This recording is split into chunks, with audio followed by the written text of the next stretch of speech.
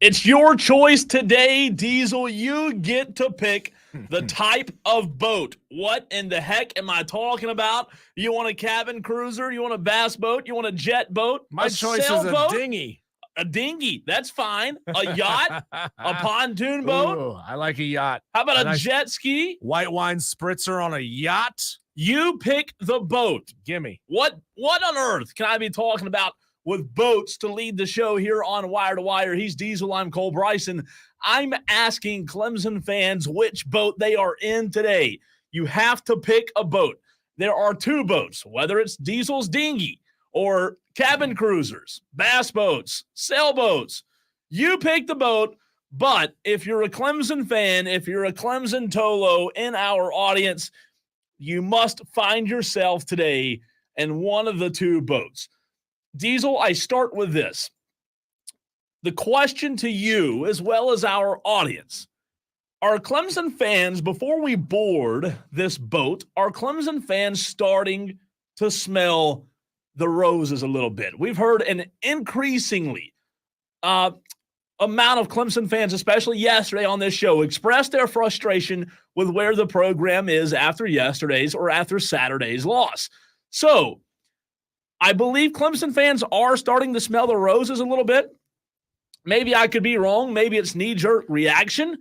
But there are two boats that you have to find yourself in. If you say, well, Cole, these two boats aren't realistic boats, well, I'm sorry. The game today is you have to get in one of the two boats. Boat one, Clemson fans in boat one, line up right here. Get in this line to the left. If you believe Dabo Swinney deserves to keep his job as long as he is winning 9 to 10 games a season because of what he's done for the program. If you want to be in this boat on the right, line's right here, boat two.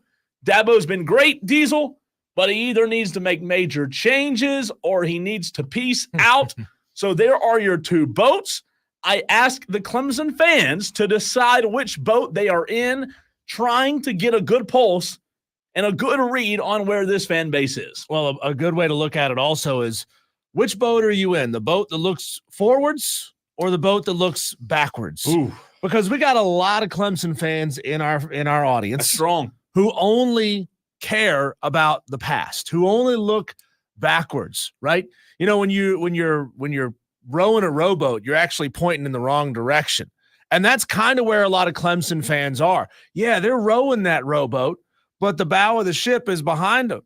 It's pointing the other direction. You're not really sure where you're going right now because you're just so focused on what's behind you that there's a good chance you go over a waterfall because you don't look around and turn around and see what's ahead of you. So what you're saying is boat one has a bigger rear view mirror. Yeah. Than the windshield. Boat two has a bigger windshield. If you get in boat one, you're going to have a very large rear view mirror on deck. On the front of the boat, where you're looking, right out towards the front. If you're a boat guy, you have the port and the starboard. I forget what they're called. They're technical boat terms.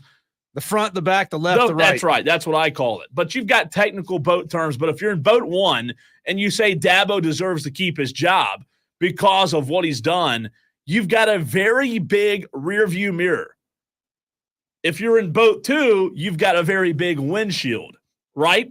So it's your choice, Clemson fans, on which to get in. And JD chimes in on the YouTube stream. The windshield is bigger than the rear view mirror for a reason. Correct. It is. That is a true statement. But on boat one, JD, Clemson fans are being forced to look in the rear view mirror because of what Dabo's done. And I do think, Diesel, that Clemson fans are at a point where they have to decide which boat they're in. Yeah, we got Mark L.O. Duck says, why are you looking at the past, the games that are happening in 2024 and beyond? Thanks, Dabo, but get with the times.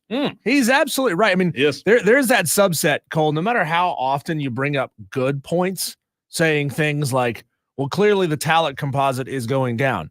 Clearly the number of 5 stars that he's able to sign are going down. Clearly his performance against the best of the best is falling off. Yeah, but he won us a couple of national championships like 5 years ago. That's always where it goes. He's already done whatever he needs to do. He gets the right to no. Yeah. That's how you end up in a program like Penn State. And I'm not talking about all the nasty off the field stuff with Penn State. I'm just talking about having a Joe Paterno there who can't win anymore because he's no longer with the times. But man, you feel good because he's kind of like a mascot for the university. That's how a lot of you Clemson fans are treating Dabo Swinney. Like he's a mascot for the university. Like he's out there pounding his chest, thumping his Bible, and you feel great about that. But he's not winning you enough football games. He's not winning you the right football games to make you relevant anymore. So then you just fall farther and farther and farther behind, but you feel great about it. You feel like, oh, well, he still did these things in the past. Isn't it great? Don't you want more of that? Don't you want that? That feeling is fun. Yeah. You should want more of that, and you should demand more of that, and you should demand the person who's not getting you more of that change his ways. I asked Diesel on Saturday after the Clemson-Georgia game. I asked Twitter Clemson fans, what the current temperature of Dabo's seat was currently at Clemson. 356 votes total, and 40% said not hot at all. 40% said warm for the first time, and 20% said warm if no college football playoff. See, this is the problem here, Cole. We got a texter who says, I don't like either boat. I'm a swim. Fix the offense and win some dang games. Texter, you can't fix the offense without the right personnel. I'm sorry. Changing the coordinator, changing the wide receivers coach, the quarterbacks coach, whatever, is not going to do you a lick of good if you don't have the right Jimmies and Joes to go out there and run the plays. Also, who's responsible for hiring the coordinators whose job it is to fix the offense? That's Dabo Swinney, the head coach. I will say this to the text that you referred to from the 901. Fixing the offense, that's a term that Clemson fans may use over the next 8 to 9 weeks because of the schedule that Clemson plays.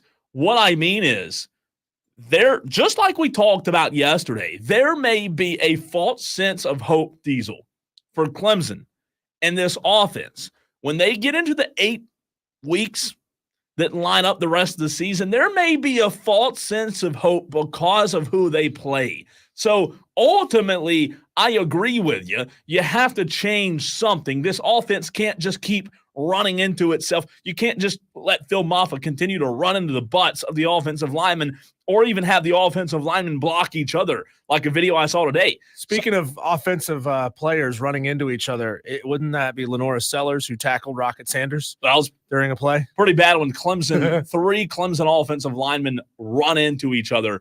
Let's see. Sheezy McNeasy on the text line says, all aboard boat 2. Unless Dabo changes and adapts, he needs to go. Time for a more progressive coach. He said, all aboard boat 2, Sheezy McNeasy. Which is boat 2?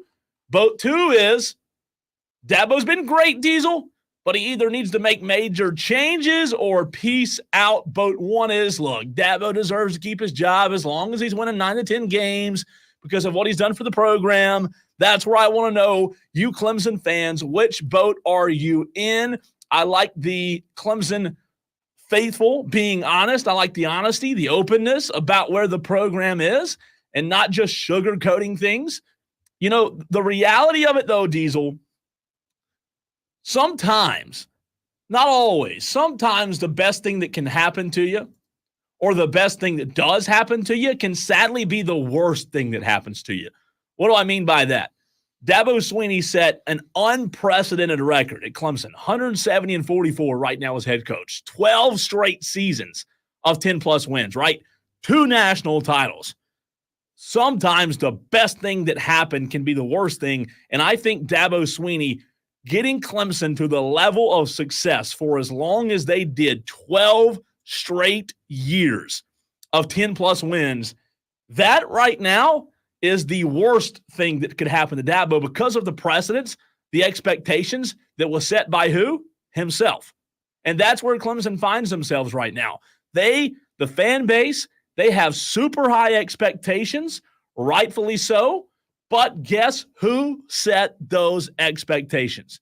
Dabo Swinney did. The best is the standard. You've got to continue to preach that even when you're only winning 9 games.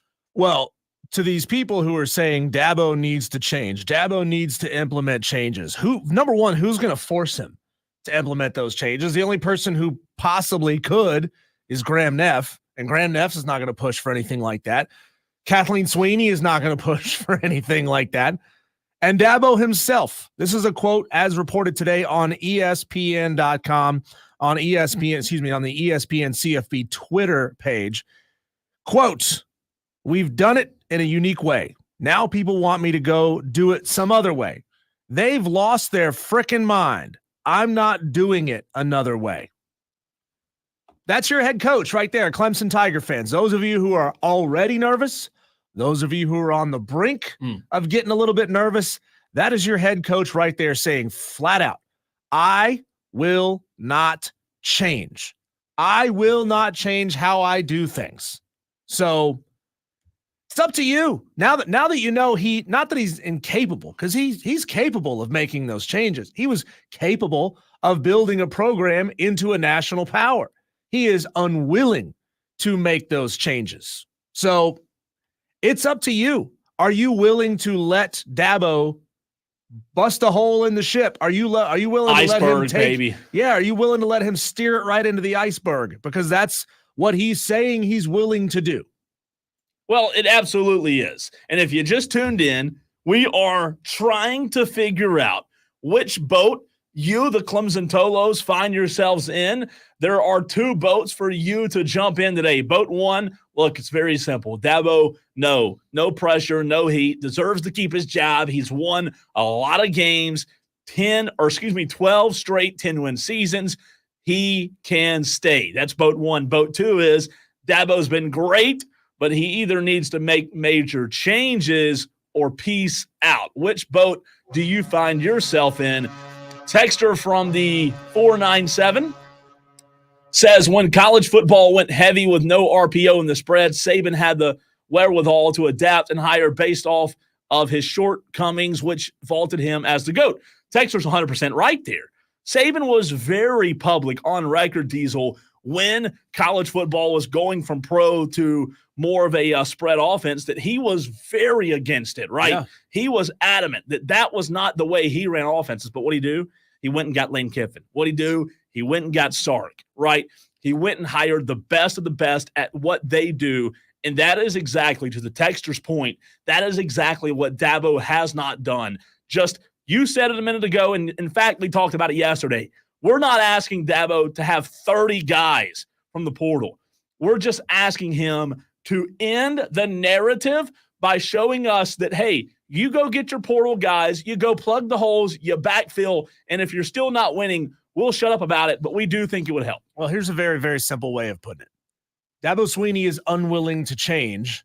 Nick Saban was unwilling to lose. Mm-hmm. That's the difference between Dabo Swinney and Nick Saban. That's the difference between winning 2 national championships and winning, what does Nick Saban have? 7? 6? 7, I believe. Yeah. Dabo Swinney, unwilling to change. Nick Saban, unwilling to lose. No, you're not wrong there. And it's a matter of exactly that. Do you have the you-know-what when it's all said and done to be known as someone who wanted to win more than anything else? Or does doing things your way matter more to you than winning? This is flat out, Cole, how dynasties in sports fail. I mean, oh yeah, Clemson is a failing, crumbling dynasty. Florida State was maybe a flash in the pan last year. They had that great season. Everybody graduated or left or transferred out. So this is what gives rise to new powers. This is how new powers are able to come in and take what they want. This is the perfect opportunity for the Miami Hurricanes to retake control. Well, not retake, because they never had control of this conference, but to retake control of college football and take control of this conference. This is opening the door. See, this is the biggest problem with the ACC. You got Dabo Sweeney, who's unwilling to change. You got Mike Norvell, who's hit or miss because he's replacing his entire roster every year. You got Mac Brown, who's like 150 years old. Mm-hmm. You got a handful of coaches like Brent Key at Georgia Tech, like Bill O'Brien at Boston College, who want to bring their programs up out of the depths. Maybe they can do it, maybe they don't, but they'll always have a resource discrepancy. Clemson and Florida State and Miami have more resources than anybody. And I understand things have been a little iffy for Mario Cristobal in his 2 seasons there. But it would appear that Mario Cristobal has, at least as of right now, this season, they have the right quarterback. They have the right skill players to go out there and be very, very good. It's always going to be a big question. Can Miami be sustainable as an elite program? Because when they were recruiting as the U in the 80s and 90s, they were recruiting to the U, right? They were recruiting to a culture, which was this brash, in your face. We don't give a bleep. We're going to come to your house and we're going to run it down your throat. We're going to kick your ass no matter where we are in this country. But now it's a culture of, well, I can get a couple $100,000 or I can get $1 million. Sure, I'll come down to Miami. The question is, can they actually build a culture out of a payroll?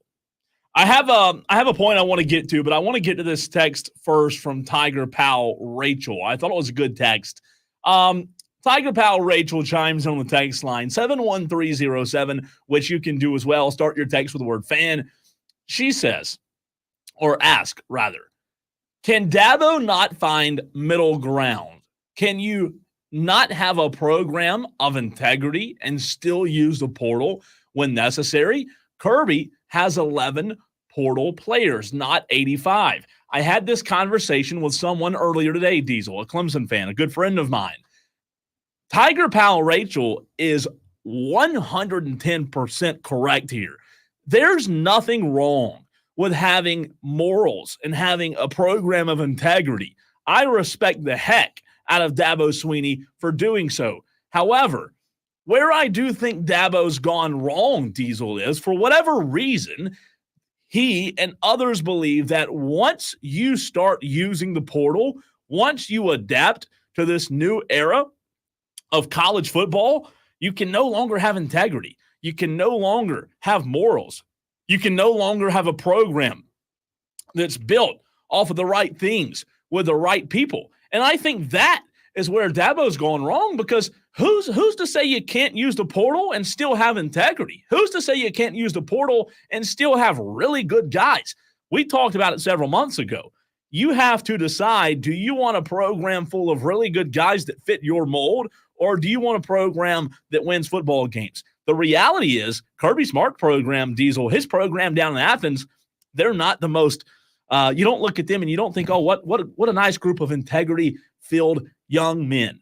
However, they don't hand out championships in January based off integrity. Yeah, well, I'm not really one to admonish anyone for their activities behind the wheel of a car, especially not after what happened to me this past weekend. But you're right. They've got some major disciplinary issues at Georgia, but it doesn't matter. They got enough Jimmies and Joes to go out there and win football games and win titles, even when some of their best players are out for individual games. That's called having the depth that can sustain you over the course of a long season and sustain you in the biggest and best games when you're going up against the best offensive lines and defensive lines. We spent a lot of time yesterday talking about just how little player rotation there was in week 1 for Clemson against Georgia. Georgia was rotating out guys constantly because guess what? Their 2s and 3s are equally as good or just barely a drop off from their 1s. That is not the case with Clemson. They had to leave their 1s out there for the majority of that football game, whether it's because they don't trust their 2s and 3s, whether it's because they know their 2s and 3s aren't good enough to play against Georgia.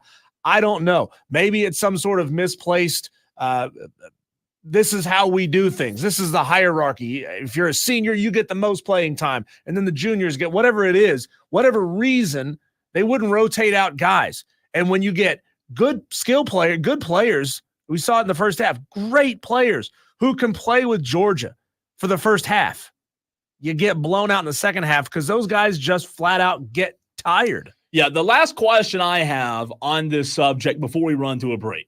You know how every December, Diesel, in the NFL, we see the same cycle the diagram that's posted all over Facebook for Dallas Cowboys, the fan base. It says you start here, you think you're a playoff team, you win 12 games, you go out in the first round, you're here, right? I wonder, I'm curious as to if we are starting to see the same cycle for Clemson football. You beat mediocre teams, Dabo's safe. Then you lose to a great team, the fans want more. Then you beat more mediocre teams because you play in the ACC, Dabo's safe again. End of the season comes around, you lose badly to a great team, fans want more. But guess what? Beginning of the season, next year you play the Sisters of the Poor. Well, guess what? You beat them by 40. Dabo's safe. The cycle continues, and that's where I'm worried that Clemson fans are because of Dabo, to our point yesterday, playing in the ACC. The reality of this entire conversation is, Diesel, if Clemson were in the SEC, just as I said yesterday, and they had to use last year's team and this year's team week in and week out against SEC opponents, Dabo Swinney wouldn't have a job. But because it's the ACC, it's a different story. Yeah, that'd be a team struggling to win 7 games over the course of a season. Notre Dame, Nate texts in, says, Notre Dame has a great culture, and they use the portal when they really need it, but not that much. The reason they won the game against Texas A&M was because of portal players from Duke, South Carolina, and Clemson. Notre Dame, Nate, the one thing that worries me about Notre Dame and its use of the portal is they keep going and getting quarterbacks year after year after year. And when you are now a culture when your team has a culture that doesn't develop quarterbacks, who specifically looks for transfer quarterbacks, that's how you sort of find yourself in a miss at that position. Another texter gets in and says, this is a really, really good analogy. Imagine a business that operated like Clemson football and refused to hire anyone that's worked for a different company. Like, they won't hire somebody that worked for a different company. You have to have started there from the ground up. Start there as a janitor, get a weekend job, move up to a night job, and then move up to a better paying job. And then 50 years into your career, now you feel like you've made someone. That's not how it works these days. It's a business model that says, hey, we're losing in total revenue year over year, but we're happy with the guys that work for us, and we're not going to go out and be competitive in the market and hire other guys to come in and make our business better. Yeah. We're getting beat, we're losing customers, but we don't care because we love our guys. You're the third place provider of whatever product it is, but you won't hire anybody from the first and second place companies because of culture. You don't want them. When we come back, Cole, the Carolina Panthers kick off this week on the road at the New Orleans Saints, and head coach Dave Canales has tipped his hand a little bit on what his strategy is going to be at a key position. We'll get to that next right here on the Fan Upstate.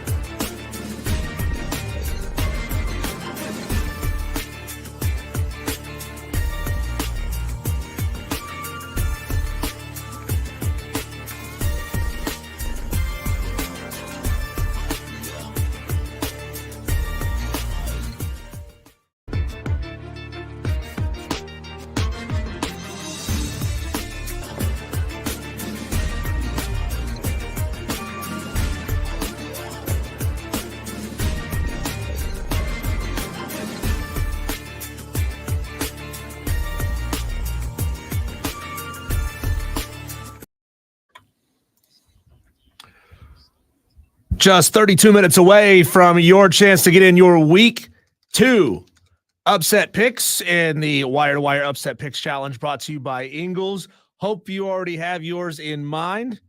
If not, well, you got until 7 o'clock on Friday to get your upset picks in. We want you to get them in early. Be confident in your picks. I don't have mine yet. But if you need a little more time, I have mine. Oh, already? Yeah. Look at you. And Show I off. already have all of our celebrity guest picks in. Very interesting. So I'm behind the 8 ball is what you're saying. You are a little bit. Yeah, you are a little bit. And I'm agreeing with one of our celebrity guest pickers. I'm not going to tell you who it is, but I do think that this individual is onto something in their game. And you know who hopes they're onto something is Dave Canales and Dave Tepper. As the Carolina Panthers are on the road to start the 2024 season at the New Orleans Saints, they finally got Bryce Young some experience. It's about time in the 3rd preseason game, and he looked pretty good. Not bad. Not like incredible, but it was only a series. They went down the field. They scored. Everybody should be feeling pretty good about themselves if you're a Carolina Panthers fan. If this is where Bryce Young was last year, season 1, I would have been on the hype train, giving him 10 wins, maybe 9.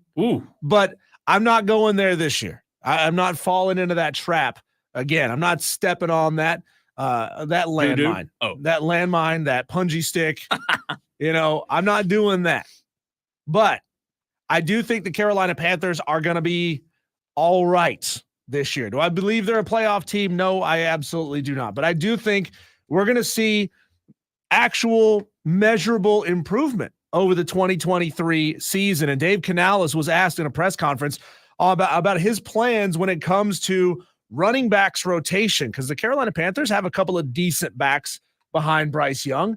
And Dave Canales was asked in this press conference, what is his strategy going to be when it comes to splitting carries among his multiple backs? Are you the type that wants to use one guy to go or multiple split carries? How do you want to approach that at running? Yeah, there's value to both. So just talking to running backs over the years, there's value to letting a guy be out there and get the rhythm to really start breathing, start seeing the runs, pressing it, feeling how the line's blocking on that day, and then there's a flip side of it where you have 2 really good backs and you just rotate them through, and if a guy has a couple of plays stacked together and has a nice long run, then you can get the other guy and you have fresh legs to be able to attack it that way.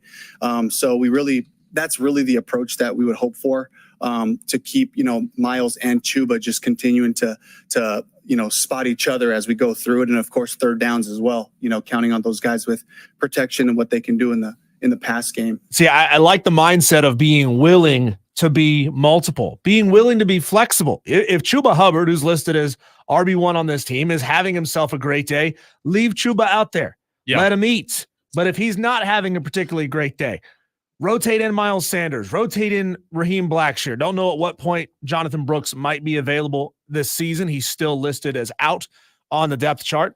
But that gives me a little bit of hope when you hear a guy like Dave Canales willing to look at different options over the course of the season and looking at being multiple with his running backs or leaving a running back in there and letting them really get the sense and the feel of the game. I think you have to with this running back room. And the reason I say that is I don't think you have a 1. Like Miles Sanders, he's shown potential. You got a bunch of 0.75s. You've got a bunch of guys who have potential. I think eventually Jonathan Brooks could be a 1. And yes, he is, still battling a nagging injury. I don't think it's serious. I think we'll see Jonathan Brooks pretty soon. Yeah. But I just think that the way Dave Canales is looking at it with this running back room, you have Chuba Hubbard, Miles Sanders, who will probably get most of the carries. They were disappointing. I know the Carolina Panthers had injuries last year at the running back position, but the running back room altogether was very disappointing. So I think you have to look at it from a creativity standpoint of, hey, it's going to be running back by committee Diesel, maybe until – he might not say this, but maybe until someone emerges as that RB1. Well, when you look at the rushing stats from last year, and with a piecemeal offensive line that was shuffling like a deck of cards week in and week out, yeah, they were a bottom half of the NFL in total rushing yards, but they weren't far from being a top half team. Top half would be just over the 2,000-yard mark collective as a team. They were at 1,769. They were 230 yards away rushing from being a top half of the NFL team. So I hope that bringing in a couple of veterans like we saw them do in the offseason gets them some consistency at the offensive line. And then if you can get to that 2,000-yard mark as a team, running the ball over the course of the season, I would be very happy with that. That would put them in the bottom of the top half of the league. So that means teams now have to respect your run game. They can't focus in solely on stopping Adam Thielen. You know what's a point, Diesel, a conversation that we probably haven't had enough when you look at this 2024 Panthers running back room and the offense as a whole.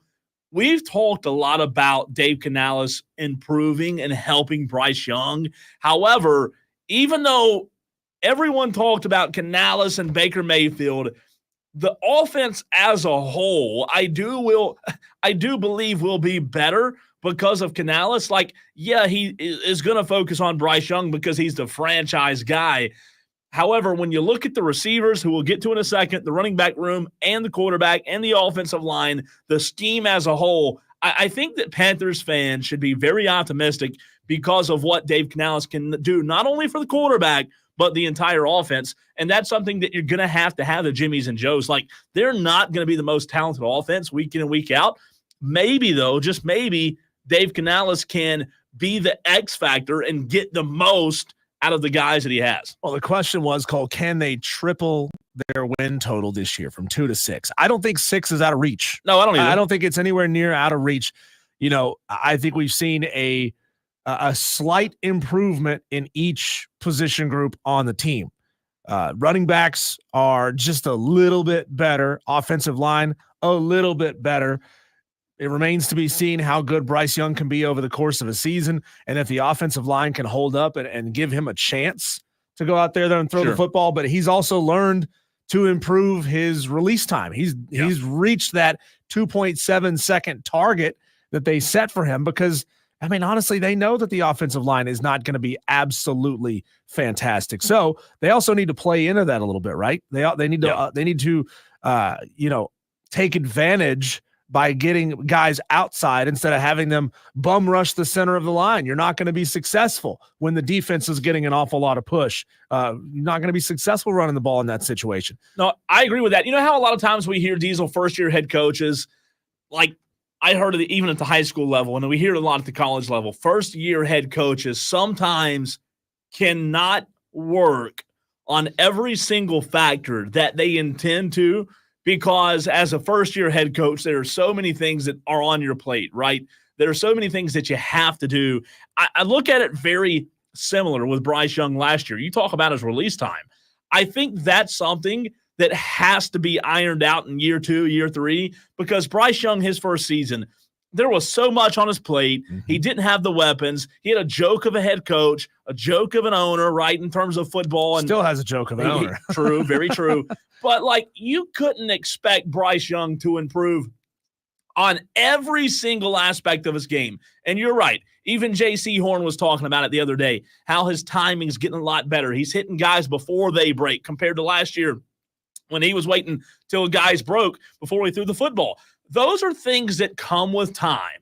And yes, to your question about tripling it from 2 to 6, that's part of it. I do agree with you. They're improved at every position offensively. Mm-hmm. However, I don't know that they are defensive. The wide receiver room, I think, looks better with Deontay Johnson, Adam Thielen, Jonathan Mingo. I would certainly expect Xavier Legette to really start getting mixed into that rotation more and more as the season goes along. The issue with Xavier Legette is he's kind of a tweener, right? He's bigger than your biggest wide receiver, Jonathan Mingo. He's got about 1 inch and about 20 pounds on that guy, but he's a lot smaller than Tommy Tremble, your starting tight end. Maybe Xavier Legette at the beginning at least can take some pressure off of Adam Thielen by running some more slot routes, and that would give Adam Thielen a little more room to go out and create with his regular routes. So I think wide receiver is going to be improved, and obviously, again, when they can't key in on Adam Thielen because they know he's the only guy that can catch the football, then things are definitely going to see, I think we're going to see an uptick in the passing game. Deontay Johnson's going to be a very welcomed guy, in my opinion, to Carolina Panthers fans. You're right. Last year, Adam Thielen, I've talked about it a lot. Last year, him being the guy, that's a recipe for disaster. No disrespect to him. But listen, from people who cover Carolina all spring, summer, off season, they have had nothing but high praise for the former Pittsburgh Steeler and Deontay Johnson. He might, going into the season, he might have the best connection out of any receiver in terms of chemistry with Bryce Young. I look forward to that relationship with Bryce Young and Deontay Johnson. And then, to your point, if you're able to use him as a one and have Adam Thielen still effective, but not relying on Adam Thielen to be the one, and then you mix guys in like Xavier Legette, I think there's room there for potential and growth. It's just a lot better of a recipe heading into the season compared to last year's recipe, if you can call it that. Well, the fact that Adam Thielen stayed healthy for the majority of last season, that by its own self is a modern miracle. Yeah. I mean, when you know that he's the only guy who's going to be able to catch the ball. But yeah, I mean, with the improvement in the wide receivers, especially on the outside, with Adam Thielen now being opened up, I could see Bryce Young having a pretty decent game thrown across the middle against the New Orleans Saints, especially when you consider they've got 4 defensive starters right now listed as questionable, 3 of them linebackers. You can take advantage of some inexperience there at the linebacker position, get some of these guys moving forward and backwards. You might have an opportunity there to make a little bit of hay in the running game because your linebackers aren't quite so good that you're going to be facing. And, you know, the linebackers being able to defend across the middle, that's going to be another opportunity for the Carolina Panthers. So do I see them winning the game? I'm not calling a win on the road, but it is a 4-point game, the spread on a neutral site. So Vegas pretty much looks at this as a coin flip. You know, I haven't decided what I'm going to do yet with this game, who I'm rolling with, but I'll say this. I think the Panthers have a shot. I really do. All right, coming up next, a brand new segment. 2 new segments today, one at 3:45, one at 5 o'clock. Gamecock Twitter. Coming up next, a new segment for you Gamecock fans. On the other side, he's Diesel, I'm Cole Bryson, and this is the Fan Upstate.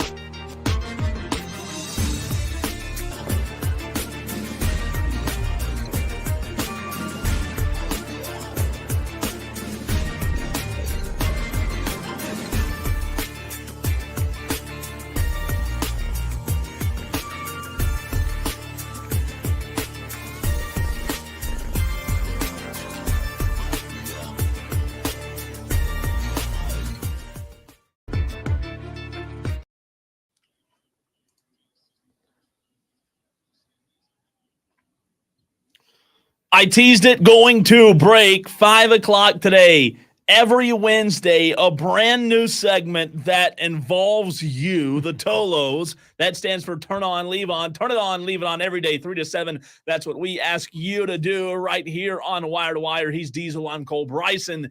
And stay tuned. 5 o'clock, you're going to play a big part in that segment. But this segment, Gamecock Twitter, South Carolina Gamecock Twitter. We look at the top personalities who cover the South Carolina Gamecocks day in and day out and look and react to what's going on in the world of Twitter according or relative to South Carolina. Diesel, Wes Mitchell, Gamecock Central, Jack Veltri, David Cloninger, Jordan Kay, Sports Talk Media Network, Phil Kornblut, Matt Smith, those guys.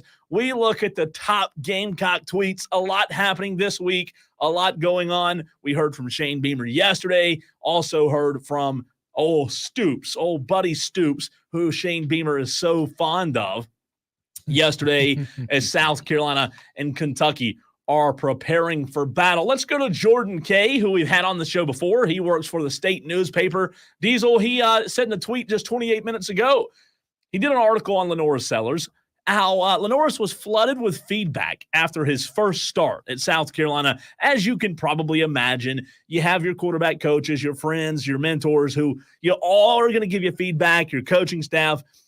Jordan Kay said last week, Sellers said he had dreamed about starting for South Carolina. What those dreams likely didn't include was a lot of what happened on Saturday. Lenoris said, quote, "You can only get better from there. I'm still young, still have time," end quote.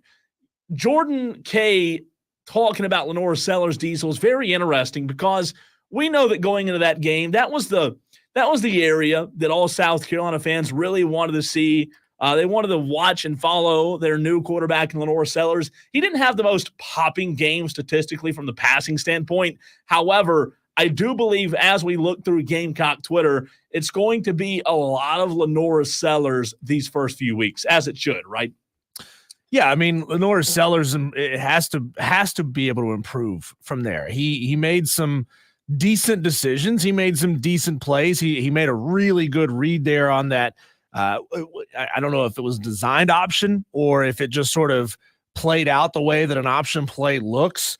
But he had the option there to pitch the ball out, and he kept it for himself towards the end of the game. And I think that was the ultimate game winner, or the one that kind of iced the game away. So he's made a couple of good decisions in the first week. So from there, especially when he knows that his offensive line isn't getting a whole lot of push, he's being put into a position where he's probably going to find himself for a majority of the season, the offensive line not finding a good push. And I remember talking to Chris Phillips a few weeks ago, and he said, South Carolina's offensive line, a little bit suspect. Here we go again. Stop me if you've heard that story before. So he's got some live fire reps, and I think, his play can only go up from there. I think so as well. And look, Old Dominion, put that aside, it's still his first start ever. And he did win, right? He did win. Continuing through Gamecock Twitter today, let's go to David Cloninger, Post and Courier, who we've had on the show as well. We appreciate David and his time on Wire to Wire. We'll have him back on soon. He was talking about Clayton White. Clayton White was proud of the defense and how the guys finished the game and gave the offense the opportunity to run out the clock. White also said DQ Smith is one of our best players by far. He had 2 bad plays, not an overall bad game. You get excited when that kind of production is on your team, talking about Kennard and Stewart. We are not satisfied. We want more, says Clayton White. Again, these quotes are on the Twitter or X feed of David Cloninger of the Post and Courier. Dow Loggins also spoke today, Diesel, and looking through Gamecock Twitter, David Cloninger posts, Loggins, who a lot of South Carolina fans weren't happy with after Saturday's win, vanilla play calling. Loggins said, I could have been more aggressive down there, talking about the red zone. How about at other points during the game, Loggins was asked. Loggins responded by saying, we look at everything that way. We weren't explosive enough in the passing game. That's how you score points. There was never a panic, but did have to adjust the plan as a young team was going through its struggles on the field. Obviously, Dow Loggins is going to take heat when South Carolina's offense doesn't look good. David Cloninger also reports that Dow Loggins said, it's on us coaches to do better and help our players execute better. I think that's where it starts. So ownership being taken by Dow Loggins, Diesel against Kentucky, I do believe you'll have to see a much better effort through the air talking about the passing game. Yeah, I liked a couple of things that David Cloninger said. He's talking about you can't force feed the ball. He said he quoted Shane Beamer as saying can't afford to sit and wait for things to happen. He's right there. You got to maximize every single rep. You got to be willing to adjust, and maybe that just means making quicker adjustments over the course of the game, recognizing when something you're doing isn't working and being willing to change. Sounds like something we talked about earlier on in the show. Sure. I mean, the ability to adjust on the fly, those are the best offensive minds, the ones that can adjust mid-game, can adjust from drive to drive. And then number one, you're looking at it adjusting to what the defense is doing, and then you're playing that cat and mouse game. When they, on this drive, if they figure this out, you got to change it and do that. Then you got to change it and do that. So that definitely falls on Dabo Loggins to do that. Going back to Jordan Kay of the state newspaper, who we've had on the show as we're going through Gamecock Twitter, just a few days away now from the game in Lexington. Jordan Kay posts, Shane Beamer noted that he recruited Kentucky quarterback Brock Vandergriff when he was at Oklahoma. And quote from Shane Beamer himself, the only reason Caleb Williams ended up in Oklahoma is because Brock decommitted from Oklahoma and went to Georgia. So Shane Beamer is the catalyst for all of this. Is he taking credit for that? He's the reason, man. The linchpin. He did talk about those. Shane Beamer did touch on the red zone struggles as well as Dow Loggins did. Jordan Kay reports that Shane Beamer said South Carolina red zone struggles are concerning because it's now 2 years in a row that he's had to address red zone issues after week one. So who is that on?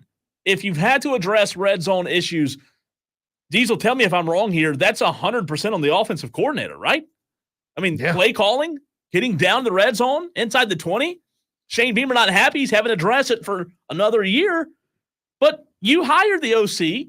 Yeah, you said Dow Loggins is the guy. Is that not something when you looked at teams that he's coached film, is that not something you looked at and said, ooh, maybe we got some issues here in the red zone. Maybe he thought we're not going to spend a lot of time in the red zone. Well, that's terrible. That's a little trash terrible, talk. But funny.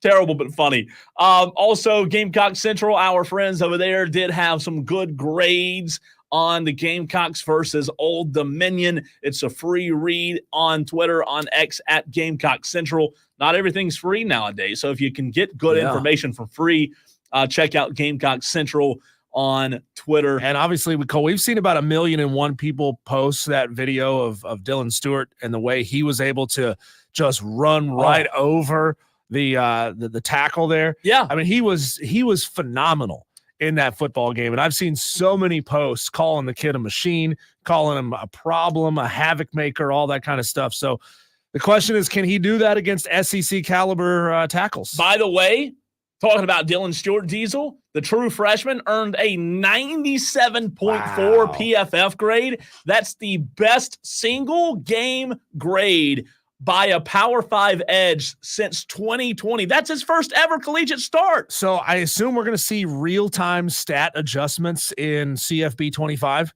Yeah. Like if Dylan Stewart has a monster game in the next week, Dylan Stewart is going to be better in the game. Is that how that works? You should. Oh, that's awesome. You should, yeah. That's absolutely. awesome. Speaking of awesome, the Wire-to-Wire Upset Picks Challenge brought to you by Ingles is live in 6 minutes.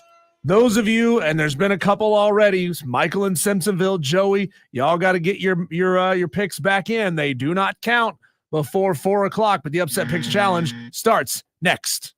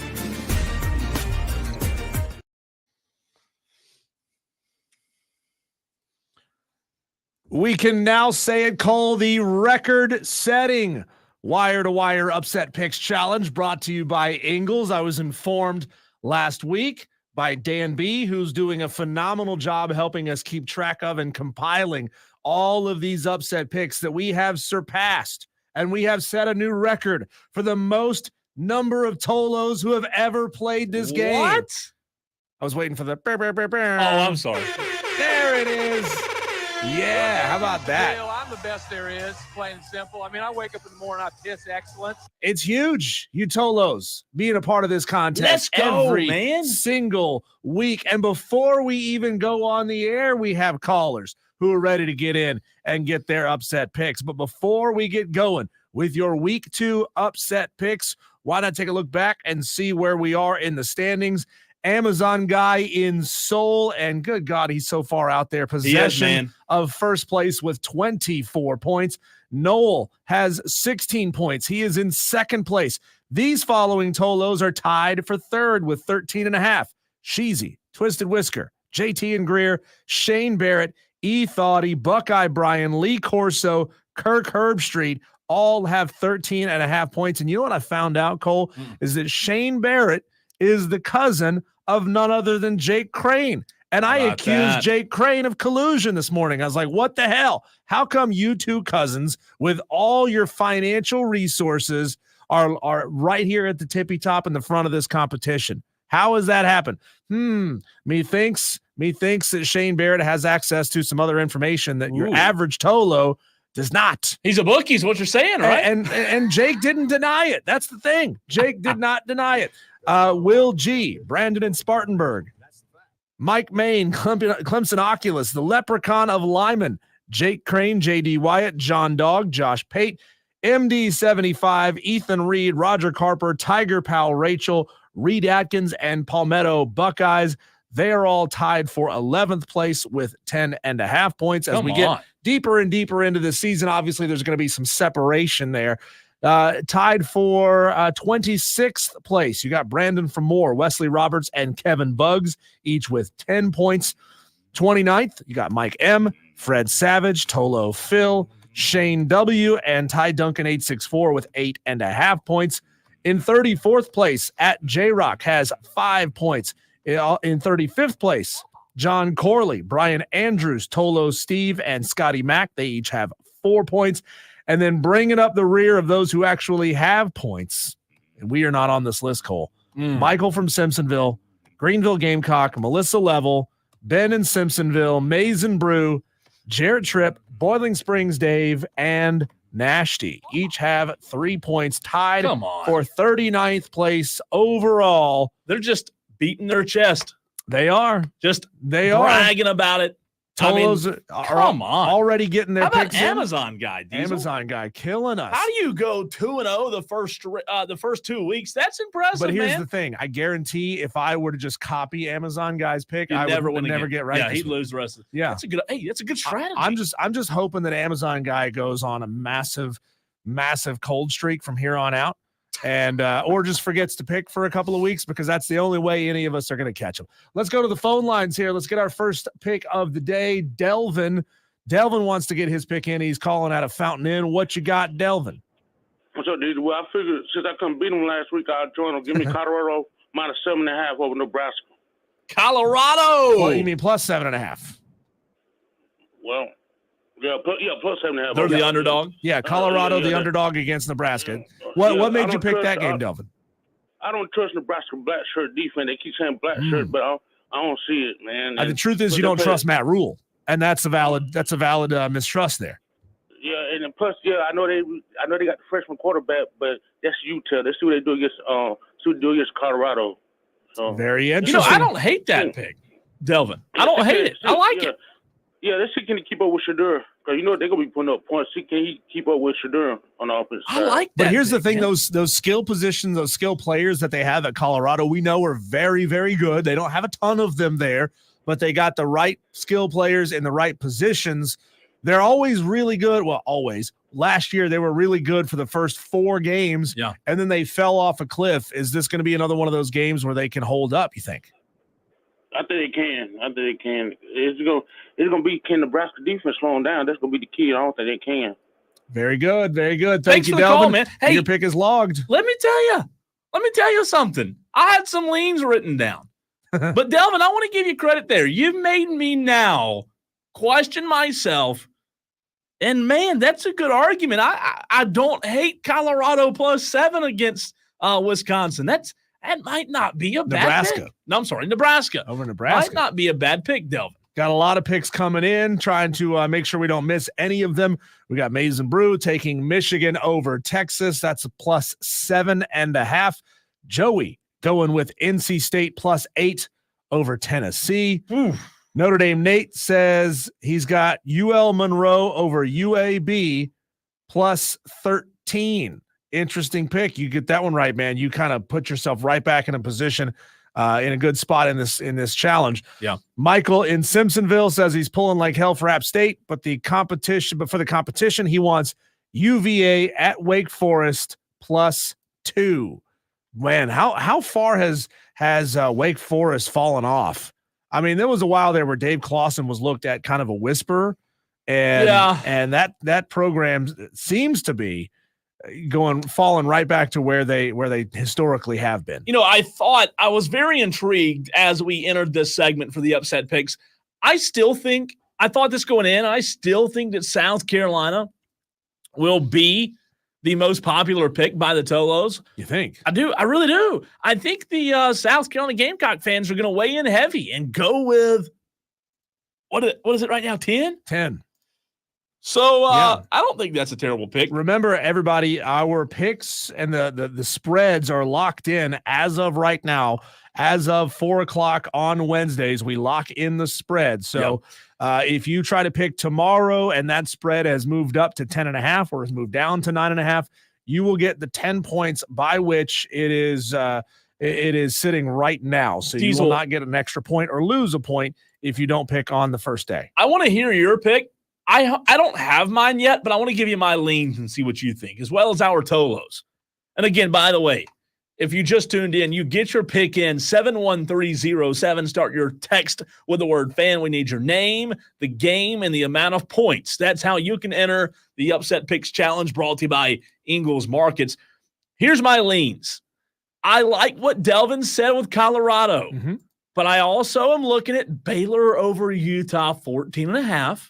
I think that would give me Utah being a huge favorite to go out and win the Big 12 this year. You're putting them on upset alert in week 2. You know what it has more to do with? No. It has more to do with me not liking the fact that I have 0 points and trying to make up ground. Okay.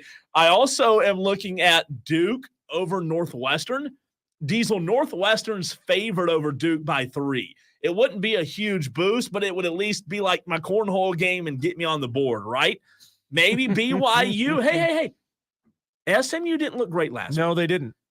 BYU over SMU getting you 11.5 points off the bat this week. That's not a bad pick, right? No, it's not. It's not. I mean, BYU they play with the power and the fervor of the Lord. So, they ought to have a pretty good football team. They hadn't been good, so they need to start praying more. South Carolina over Kentucky's my last lean as of right now. I am very, very heavy right now on that lean. Like, my entire body's leaned up against South Carolina over Kentucky. I haven't made my pick, but man, 10 points. If you're not on the board yet in this challenge, Diesel, and you were to take South Carolina, 10 points in 1 week, that's a big jump, right? Yeah. Those of you Tolos who are just kind of tuning in, you're just hearing about this contest, this competition, it's okay to jump in a little bit late. You know why? Because if you hit on the right upset pick, if you hit on that 10-point South Carolina versus Kentucky pick, you would vault yourself up to the middle of the leaderboard right now. Yeah. We've got 39 Tolos. We've got this is a lot of Tolos. We got 39 people who are listed with points already. And if you hit on 10, you jump up to 25. So you're in a good spot. Don't think because you didn't get your picks in week 0 and week 1 that you don't stand a chance to win this challenge, because you do. It's a long challenge, long season. Diesel, since the segment started 10 minutes ago, 20 3 submissions Love it. in 10 minutes on the text line. In 10 minutes. That's pretty impressive by the Tolo. 71307. Just start your text with the word fan. So here's what we've got so far. Delvin in, taking Colorado plus 7.5. Mason Brew is taking Michigan over Texas plus 7.5. Joey wants NC State plus 8 over Tennessee. We've got Notre Dame Nate taking UL Monroe plus 13 over UAB. Michael in Simpsonville wants Virginia over Wake Forest plus 2. Tyler B wants Marshall plus 20.5 over Virginia Tech. Man, the Hokies let me down last week. I didn't pick the Hokies to win the game, but they let me down. They let a lot of people down. You can't lose to Vandy. You can't lose to Vanderbilt in a former stadium. It's not even a stadium anymore. Half the stadium's not even there. Yeah. It's pathetic. And you did. You lost. JT in Greer wants South Carolina plus 10 over Kentucky. Sheezy wants Michigan plus 7.5 over Texas. Noel wants Arkansas plus 7.5 against Oklahoma State. We got Matt M from Gaffney wants Jacksonville State plus 28 over Louisville. He's going for the home run going ball. for the win. Hail Mary. Who was that? That would be Matt M. Matt M. Matt M, yeah. Swinging for the fences. I like it, though. Bold. I like it. It's bold strategy, bold, Cotton. Jared Tripp wants Arkansas plus 7.5 over Oklahoma State. Clemson Oculus is taking Marshall plus 16.5 over Virginia Tech. Tolo Steve says, give me Liberty plus 22.5 over New Mexico State. Is that right? There's no way. There's no way Liberty are 22.5 point dogs to New Mexico State. We'll have to check on that one, Tolo Steve. I'll check it. Let's see. Falcon Jeremy wants South Carolina over Kentucky plus 10. Ethan Reed says, give him Arkansas plus 7.5. Let's see. Noel says Arkansas. Noel, we got you. And Mark L.O. Ducks wants San Jose State plus 6.5 over Air Force. And these things just keep on rolling in. Well, one of them is my fault. So you'll see in a second. Okay. You'll see. Okay. I've got the Gamecocks, baby. That's who you're taking? Last text. I just texted from my own number, getting my pick in because I don't want Diesel to forget it. Oh. I have a gut feeling, Diesel. I've never forgotten your pick. What are you talking about? I know. Just you never know. It could happen. It could happen. You're casting aspersions on my ability to copy and paste? Mine's in. Jeez. Give me the Gamecocks plus 10. That is a huge win. If you, in this upset picks challenge, take South Carolina and they go down or up to Lexington and knock off all Stoopy Stoops. That is like all of a sudden, as you said a minute ago, you're sitting really pretty for the rest of the season. You're 10 points. It's hard. I think that line is too high. I'm locking mine in South Carolina plus 10 in my upset pick challenge. You like it or hate it? I don't hate it. I don't think you're gonna hit, but I'd be excited for you if you did. You know what I mean? And hey, that goes to who is it? The 864. What was his name? The Creation 864. Yeah. Yesterday, calling us a bunch of Tiger homers, calling you a Tiger homer. You're picking South Carolina. I am. You're picking South Carolina. I'm going with them, baby. I don't hate the pick. I just don't think it has a high probability of hitting, Cole. I just don't. I looked at a couple. I looked at Tennessee, NC State. If I was a gambling man, I would smash the over on Tennessee because right now it's only plus 8. NC State looked awful last week against Western Carolina. Tennessee, they looked really good, obviously, against an inferior opponent. But hey, what's the over under? You said smash the over. You mean on Tennessee to cover? Excuse me, on really? Tennessee to cover. I would smash that. But you didn't take that. But I didn't take that one because I don't think NC State stands a chance to get the outright upset. I looked at Boise State, Oregon, but Oregon, they should feel embarrassed based on their performance last week against Idaho. And Boise State can't play defense. We saw them get absolutely just murdered defensively by Georgia Southern, who was just running the option like 2 years ago. That was close. They're just figuring out a new offensive system. Look for Dylan Gabriel to bounce back big time in that game. I am taking Arkansas plus 7.5 over Oklahoma State. State gave up 20 against the defending national champion South Dakota State, a very good South Dakota State football team. Arkansas put up 49 first half points in their game. Taylor Green, very efficient in the first half, 16 of 23. They converted 9 of 9 on third down. Oklahoma State was not efficient on third down, just 5 of 14. So I like the Razorbacks. Give me the Hogs to beat Oklahoma State. That's a bold pick. That is a bold pick. I don't think it happens. I would say I think Arkansas gets beat by more than 7.5, so I'd go Oklahoma State to cover on Saturday. Look, I know they put up a lot of points last week, but I've got to see it. I've got to see it so I can believe it with Sam Pittman. Who knows, though? Maybe. I mean, wouldn't that be the power of belief, baby? For a guy who's on the hot seat. Give me the bacon. That'd be a big win, Diesel. Give me the in bacon. Week 2? Yeah, but this is an SEC opponent, right? Isn't the middle or the bottom of the SEC supposed to be better than the middle of the Big 12? That's what they say. That's what they say. The pundits, the experts out there. That's what the chess beaters say. The SEC people. Those people. That's what they say. That sort of thing. Matthew McConaughey does too. Guys, we're going to be taking your picks through the entirety of the show today, tomorrow, and on Friday. Remember, you got to get your picks in by texting 71307. Start your text with keyword fan, and then give us your name, your game, and the spread. Give us your name, your game, and the spread. Those of you Tolos who are, again, just waking up, just figuring out what's going on here, you can still jump into this challenge because you could hit on a good pick, a 10, 12, 14-point pick. You're betting on, you're picking the betting underdog to get the outright win. And if you get it right, you get the points by which that team is a dog added to a rolling season-long total. If you get a pick wrong, you lose a point. If you don't make a pick 1 week at all, you lose 2 points. So you got to be here week after week after week to make those picks, baby. That's all we're asking you to do. You got to pay to play, right? Be here every single week, but you can't fall below 0. So if you're sitting at 0 right now and you're getting picks wrong, like me, like Cole, it's okay. You can't fall into the negatives. Michael Dean on the YouTube stream chimes in and says, I'm a lifelong Gamecock, but if what we saw Saturday is what we have, Kentucky will beat the feathers off of us. Ouch. Michael, you're supposed to be making me feel good about my upset pick of South Carolina over Kentucky. Uh-oh. Are we allowed to do that? Yeah, he got it. He got his pick wrong. He read the line wrong on that one. So we're allowing Tolo Steve to correct and amend his pick. He says he read the line wrong, so he's changing his pick to Colorado plus 7.5 over Nebraska. Tolo Steve rolling with Delvin. I like that. Tiger Pal Rachel also, that Colorado over Nebraska 7.5. Tiger Pal Rachel likes it. I don't hate it. I don't hate it. How about Tolo Phil taking Sam Houston? He's going deep dive on a brand new Conference USA team. That is a big, bold prediction there.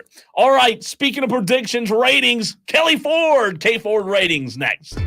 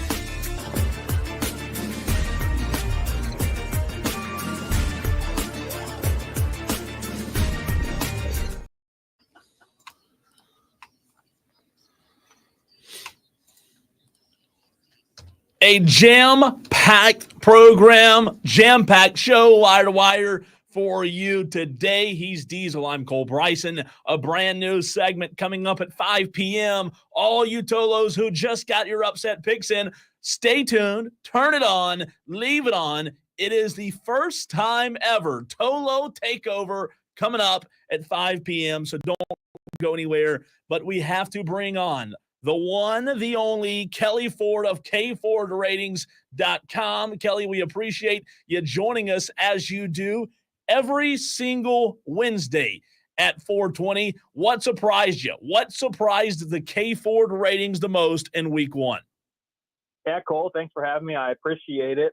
Week one was kind of crazy, not in the sense of a lot of unexpected upsets necessarily. We didn't have too many of those, but in terms of which teams perform much better or much worse than the model expected them to. Certainly Oregon is a team that comes to mind as someone who underperformed this week and was downgraded significantly by the model. If you're looking at other Power 4 teams that are kind of in that ballpark, Texas Tech and Houston out of the Big 12 conference both underperformed. Of course, Florida State, once again, 2 weeks in a row, and Florida in their big matchup against Miami were some underperformers. Teams that overperformed and exceeded the expectations of the model at the Power 4 level. Boston College, of course, played Florida State. Arizona State, Ole Miss, Alabama out of the SEC, Arkansas as well, and Miami too. Those are some of the teams that have had the biggest movement up or down in the power ratings this week. Because again, we didn't have a lot of quote unquote upsets. I mean, a couple, but not a ton. There was surprisingly a lack of FCS upsets over FBS teams. I thought just given the sheer number of games that we had that fit that category, we'd get a few more than we did. So really looking at the movement in the power ratings this week, and that's what surprised the most in week one.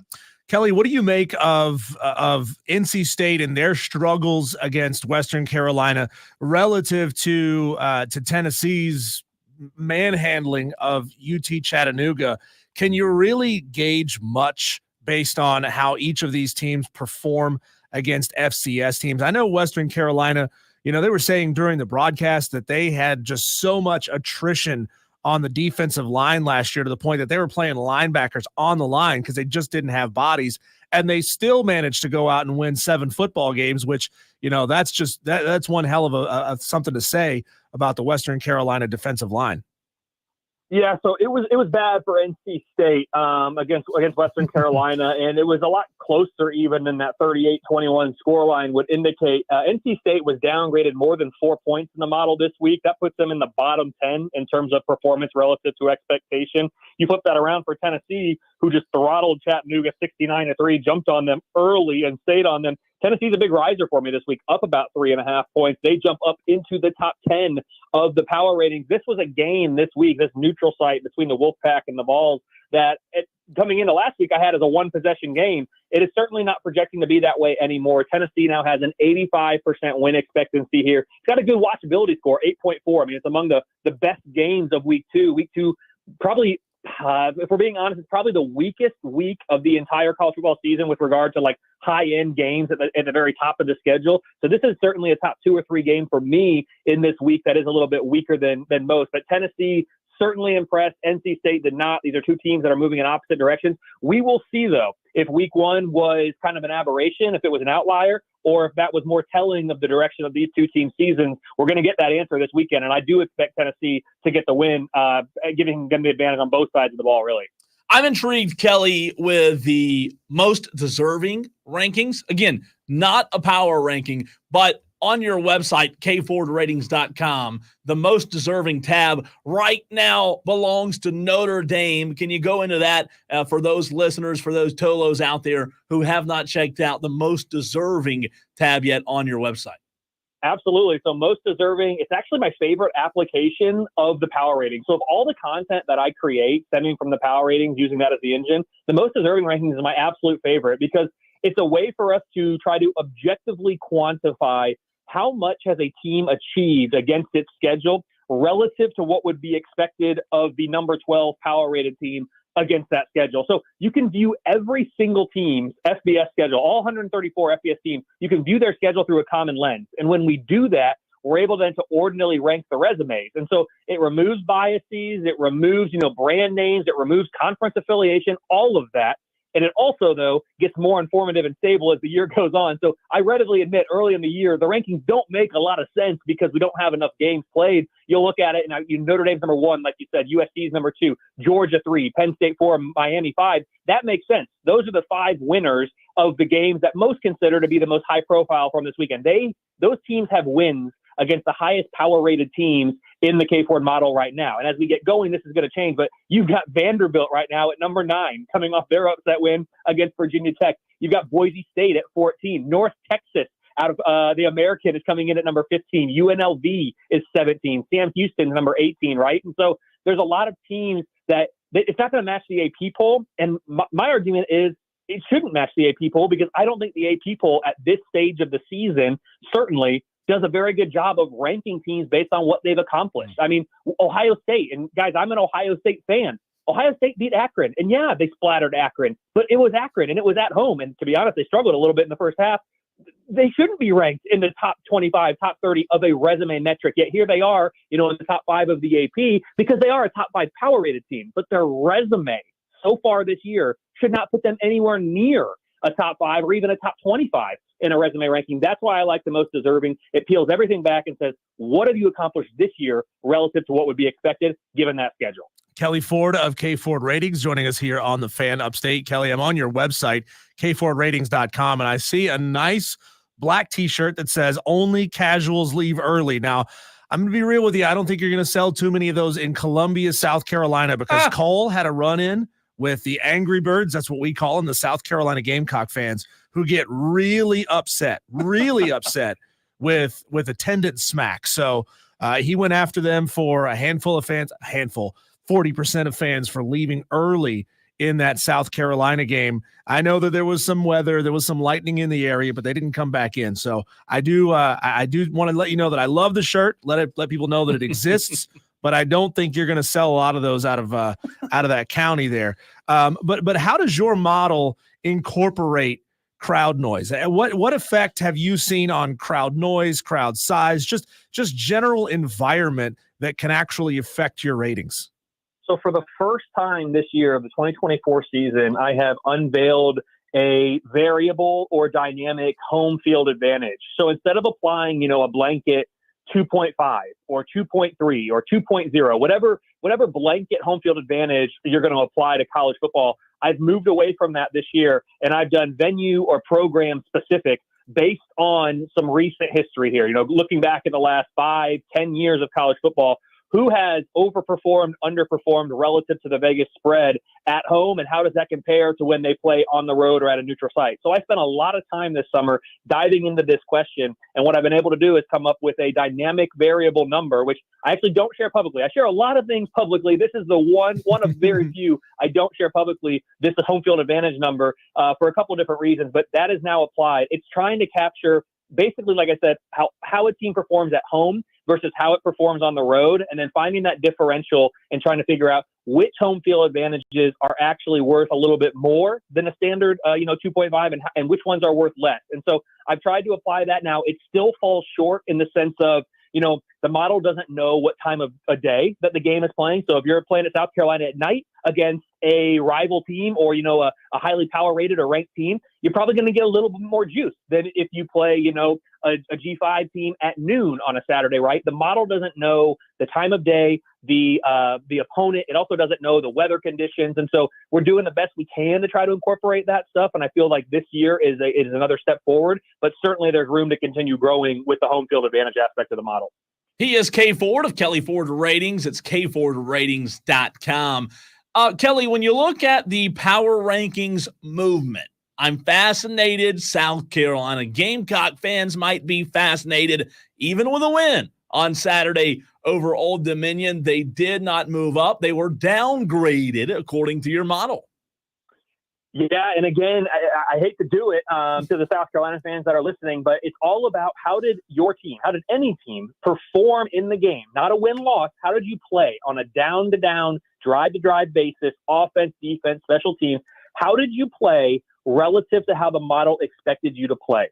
And the model going into the game against Old Dominion expected South Carolina to play more efficiently, have more success really on both sides of the ball. And that would have, in most cases, led to a larger margin than just 4 points against an Old Dominion team that my numbers have power rated kind of in the 90s. And so South Carolina, despite the win, was downgraded just over a field goal in my model. So South Carolina is still in the top 50 of the power ratings, number 47 this week, competitive with the well above FBS average. But as we've talked about on this show and as I've talked about at other places, when you're in the SEC and there's so many highly power rated teams, the mid 40s, that's not going to lead to the most optimistic conference win totals or even overall win totals. So right now, my projections for South Carolina, even though they got the win, it's down to a 44% chance to go bowling for the Gamecocks this year. I certainly hope I'm wrong. I hope they can bounce back, and it's going to be a big test this week at Kentucky. My numbers do like the Wildcats in that game with about a 73% win expectancy. So if South Carolina can perform better than the model's expecting, there'll be a little bit of a bounce back. But yes, week one was not kind to South Carolina in the model because of how the Gamecocks played relative to the expectation against Old Dominion. Kelley, let's talk about the game that's right here in our backyard. App State at Clemson. Clemson obviously performed very badly offensively the whole game against Georgia. Defensively, they had a stellar, strong first half, and then the floodgates just opened and the streets of Atlanta ran red with Georgia red. App State faced an inferior opponent last year that they kind of toyed around with up to the beginning of the second half and then kind of poured it on late. Head-to-head, what does your model say about this one? Vegas is looking at it as a 17-point spread in favor of Clemson. Do you see that as fair?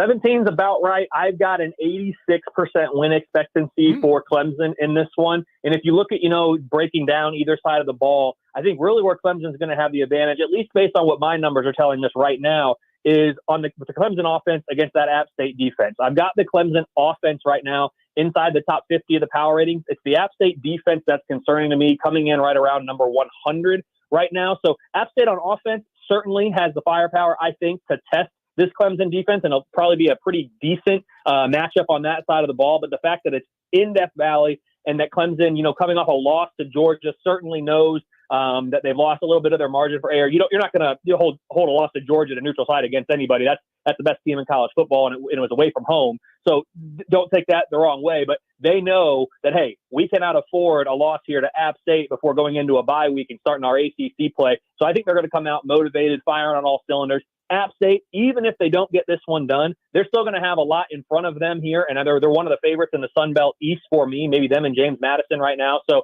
either way, it's going to be a good litmus test for the Mountaineers, but I do expect Clemson to get the win and then to get recharged, reloaded, and get ready for this start of the ACC play after an off week, and then they welcome NC State to town. Kelley, let's go to the flip side of that coin. Now, what do your models say about South Carolina on the road at Kentucky Saturday and a huge SEC opener for the Gamecocks? Yeah, so it's a 27% win expectancy for South Carolina. If we look at the unit breakdowns, I do like the South Carolina defense to hold their own against Kentucky's offense. I think that's a strength-on-strength matchup, both coming in the top 30 right now. What concerns me a little bit is this game is on the road for South Carolina, like you said, and also this South Carolina defense that, again, right now the South Carolina offense, I should say, power rated in the mid-60s. This Kentucky defense is a top 25 unit. So I'm not sure if South Carolina is going to be able to score enough points. And again, we just saw the Old Dominion game. They got 23. That's not going to be good enough against the Kentucky team that's going to be better than Old Dominion was. So 27%, that's about 1 in 4 chance. So you play this game 4 times. The model says South Carolina is going to win one of them. So hopefully for Gamecock fans, that's the one we get on Saturday. But certainly this game, I talked about the NC State-Tennessee game being maybe a top 5 game this weekend. I think this is the top 5 game of the weekend as well. The South Carolina on the road at Kentucky. It's got a watchability score of 8.4 out of 10. So I'll definitely be tuned in and paying attention to this one. Kelley, I spent some time really digging into your one-possession game ratings. How does your percentage of one-possession games, typically bear out over the course of the season when it comes to its ability to predict teams who will win those one-possession games versus for the teams that don't play in the one-possession games? Does it bear out that teams who play in and win those have a higher percentage chance to win more of them? Yeah, so it can get interesting, and that's why I decided to track it in kind of a more formal setting or format this year and put out the graphics every single week. Right now, they're a little bit bland because we've only played one game for most, 2 games for a couple teams. But it's definitely going to be interesting to see how it changes and evolves over the course of the season. Really, what we see with the one-possession games is more so than in any given 1 year, what we can learn from it. Certainly, you're going to get teams like a TCU in 2022 or a Nebraska in 2021 on the flip side, not being able to win those games. Kansas State last year in one-possession games had a pretty poor record. What we see is not so much in 1 year being able to draw as much about, hey, their ability to win these or their inability to win these. It's more of if you had a lot of one-possession games the year before and you won a lot, you actually expect that the win total for the next year is going to probably be a little bit lower. And if you were in a lot of one-possession games the year before and you lost a lot of those, you expect the win total the following year to be a little bit higher. So it's really a year-over-year analysis that we use for that, and that can help inform power ratings as well. But it's certainly going to be fun to track. Nevada this year, 1-1. They're the only team that's played 2. We've got about 17 teams that are 1-0 and another 11 teams that are winless in these kind of games now. So it's going to be interesting to see how all that plays out. But it's a year-over-year information base that we can really use when we're doing the projections in the preseason. Just fun to track during the year for me. Kelley, you're the man. Great stuff as always. But I have to know before we let you go, these graphics are pretty incredible. How long does Kelley Ford spend making graphics every week? So if you would have asked me that, 3 or 4 years ago, the answer would have been a few hours. Like it was very cumbersome. It was very manual input driven. Now I did a lot of work over the summer. I've learned a lot as I've done this over the last 4 or 5 years. Everything's template based. And so I update kind of one sheet and everything else is automated. It's all formulaic. It all fills it all in. Everything pops right in. So now on a week-to-week basis, I'm spending maybe an hour on all the graphics that I do, probably not even that over the course of the week. Wow. So I've certainly automated the process, gotten to a much better place, and it's much more efficient now. And if you don't know anything about me, efficiency is certainly the one thing that I value more than anything in my college football teams and in my life. So I'm very happy with where we are. Call him Streamline. He is Kelley Ford of K Ford Ratings. We appreciate your insight every single week. I hope to hell that you're wrong about App State against Clemson, but for all intents and purposes, we can stay friends, Kelley. How about that? I appreciate it, guys. Have a good one this weekend. It's going to be fun. Yes, sir. Kelley Ford of K Ford Ratings. Again, we really stress that you visit his website. You're going to learn a lot about these football teams, especially as more and more data comes in. You're going to find some really, really good insights on that website that may make you better at your upset picks. I like it. That. When we come back, Cole, it's time to take a whip around the sports world, see what else is happening out there in our Daily Wires. That's next, right here on the Fan Upstate.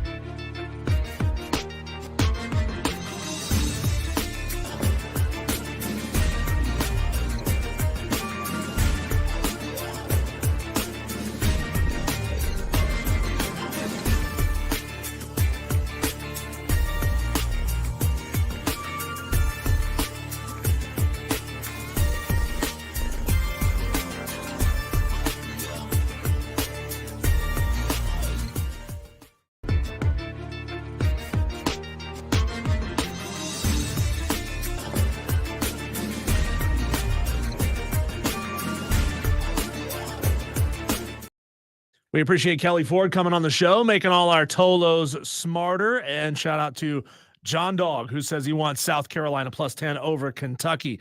Madcraft has taken Tulane +10 over Kansas State. Let's see. We got Brian Pettit. Okay, we're gonna have to figure this one out because according to Brian Pettit and Madcraft, both Arizona and Tulane are playing Kansas State this week. Oh, we're gonna have to figure out how do they do that? Like Yeah. with flight travel. I mean, Florida State somehow played two teams in the same week. So we'll figure out how this works out. But guys, we'll get it squared away. Don't worry. We got Brian Andrews who wants San Jose State +6.5 against Air Force. Tulsa versus Arkansas State +7.5. That's what JB is taking. Greenville Gamecock wants South Carolina over Kentucky. We got Coach AJ wants ULM over UAB +13. He says General Booty, best quarterback name in the game. That is absolutely true. We haven't really started our 2024 best name team. General Booty obviously is going to be there high on the list. It's a good one. App State has a tight end named Max Drag. That's a good name. Not bad. That's a good name. So we'll work on that. We'll get that list put together for you at some point. But it's time right now to rapid fire look around the sports world. We call this segment our Daily Wires. The Atlanta Braves beat the Rockies last night 3-0, and that was on the back of a couple of RBI hits. How about Gio Urshela hit an RBI double in the bottom of the third to send the Braves up 1-0. Here is what that sounded like. Ground ball fair. Shunk dove for it, couldn't get to it. Merrifield with those good wheels. Oh my, he's going home. And he's safe. There you go. That was the ultimate game winner because, well, they held the Rockies to 0 runs. Michael Harris also hit an RBI single in the bottom of the third to put the Braves up 2-0. Hey, we'll take the win. That's pounded into the ground. Now, this is going to be close. It's thrown by Freeland. Urshela's going to score. Urshela. 2-0. Apologies to Gio for mispronouncing Urshela earlier. How Charlie would Morton you do that? is going to get the start for the Braves tonight against the Rockies, 7:20 first pitch.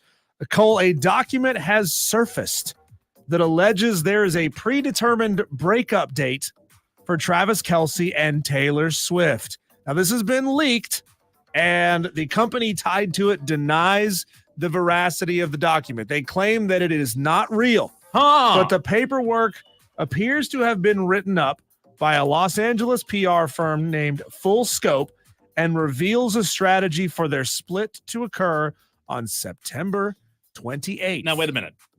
This is the same script as the NFL script or a different script? These are two different scripts? I mean, why would they break up if Travis Kelce just bought into a horse that has the name Swift in the name of the horse? It's Swift Delivery, I think is the name of the horse, Swift something. Yeah. But he just bought a horse with the name Swift in the name. I'll tell you what, man, if that happens, my faith in humanization will be out the window. I mean, it can't happen now.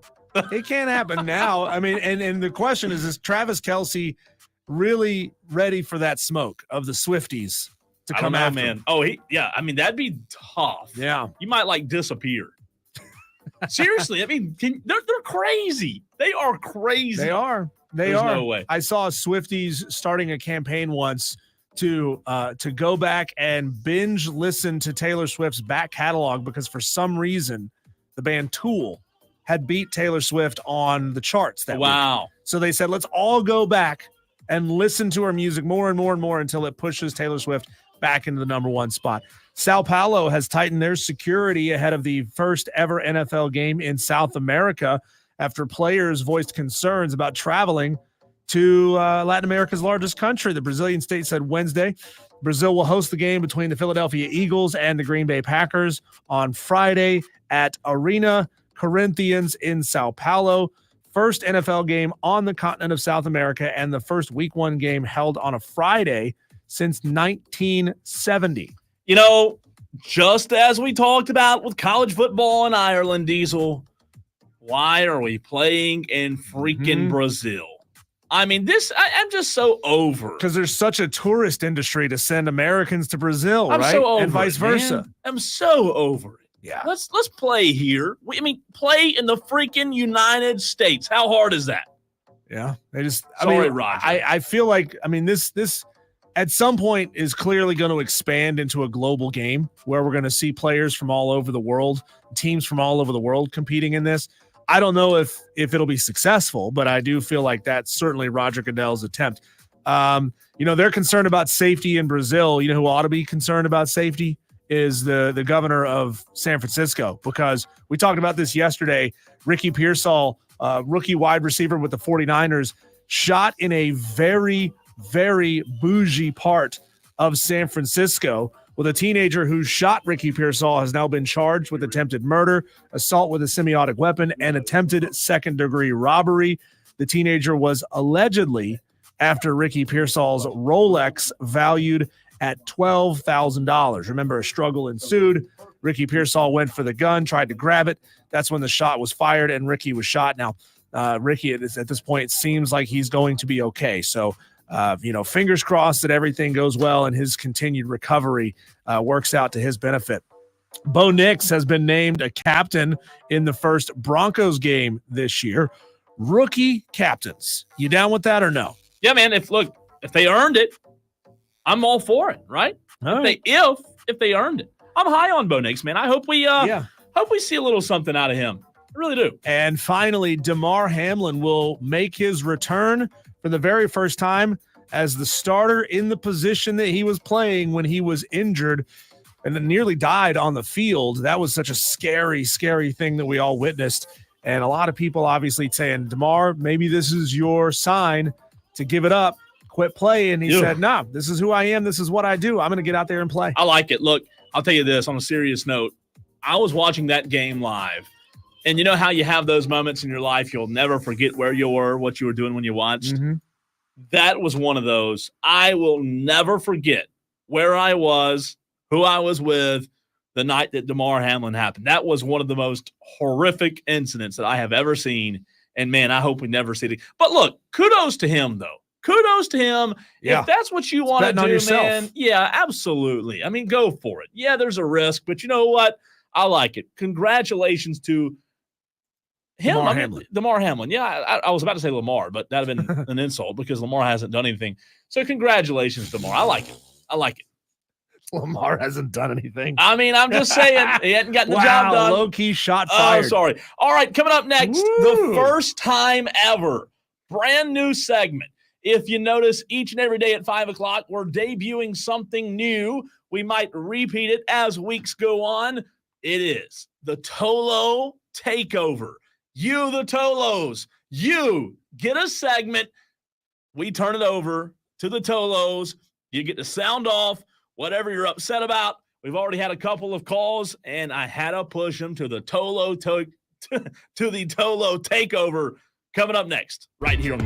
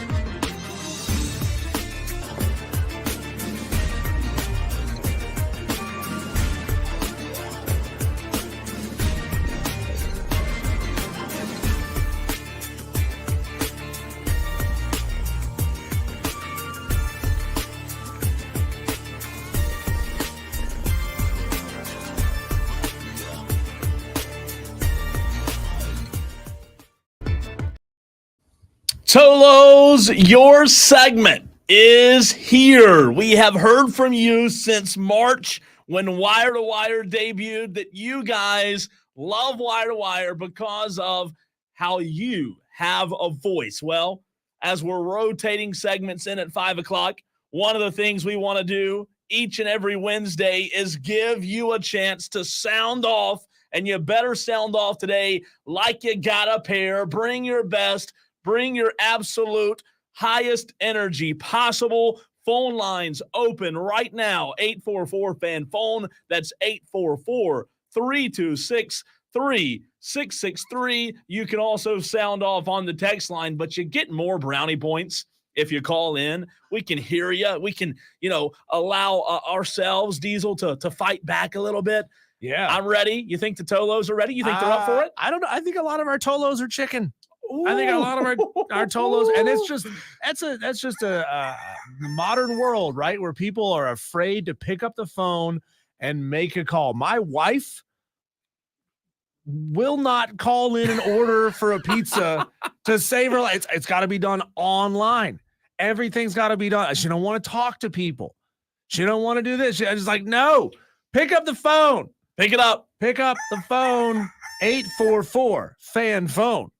I like it, man. I like it. It's time to sound off. Whatever's on your mind, whatever's on your brain, let loose. If you're upset about something, let loose. It doesn't necessarily have to be sports related. If somebody flipped you off at the red light, now's your chance to let loose. 844-FAN-PHONE, as Diesel said, it's the renewal by Anderson of the Carolinas Fan Phone.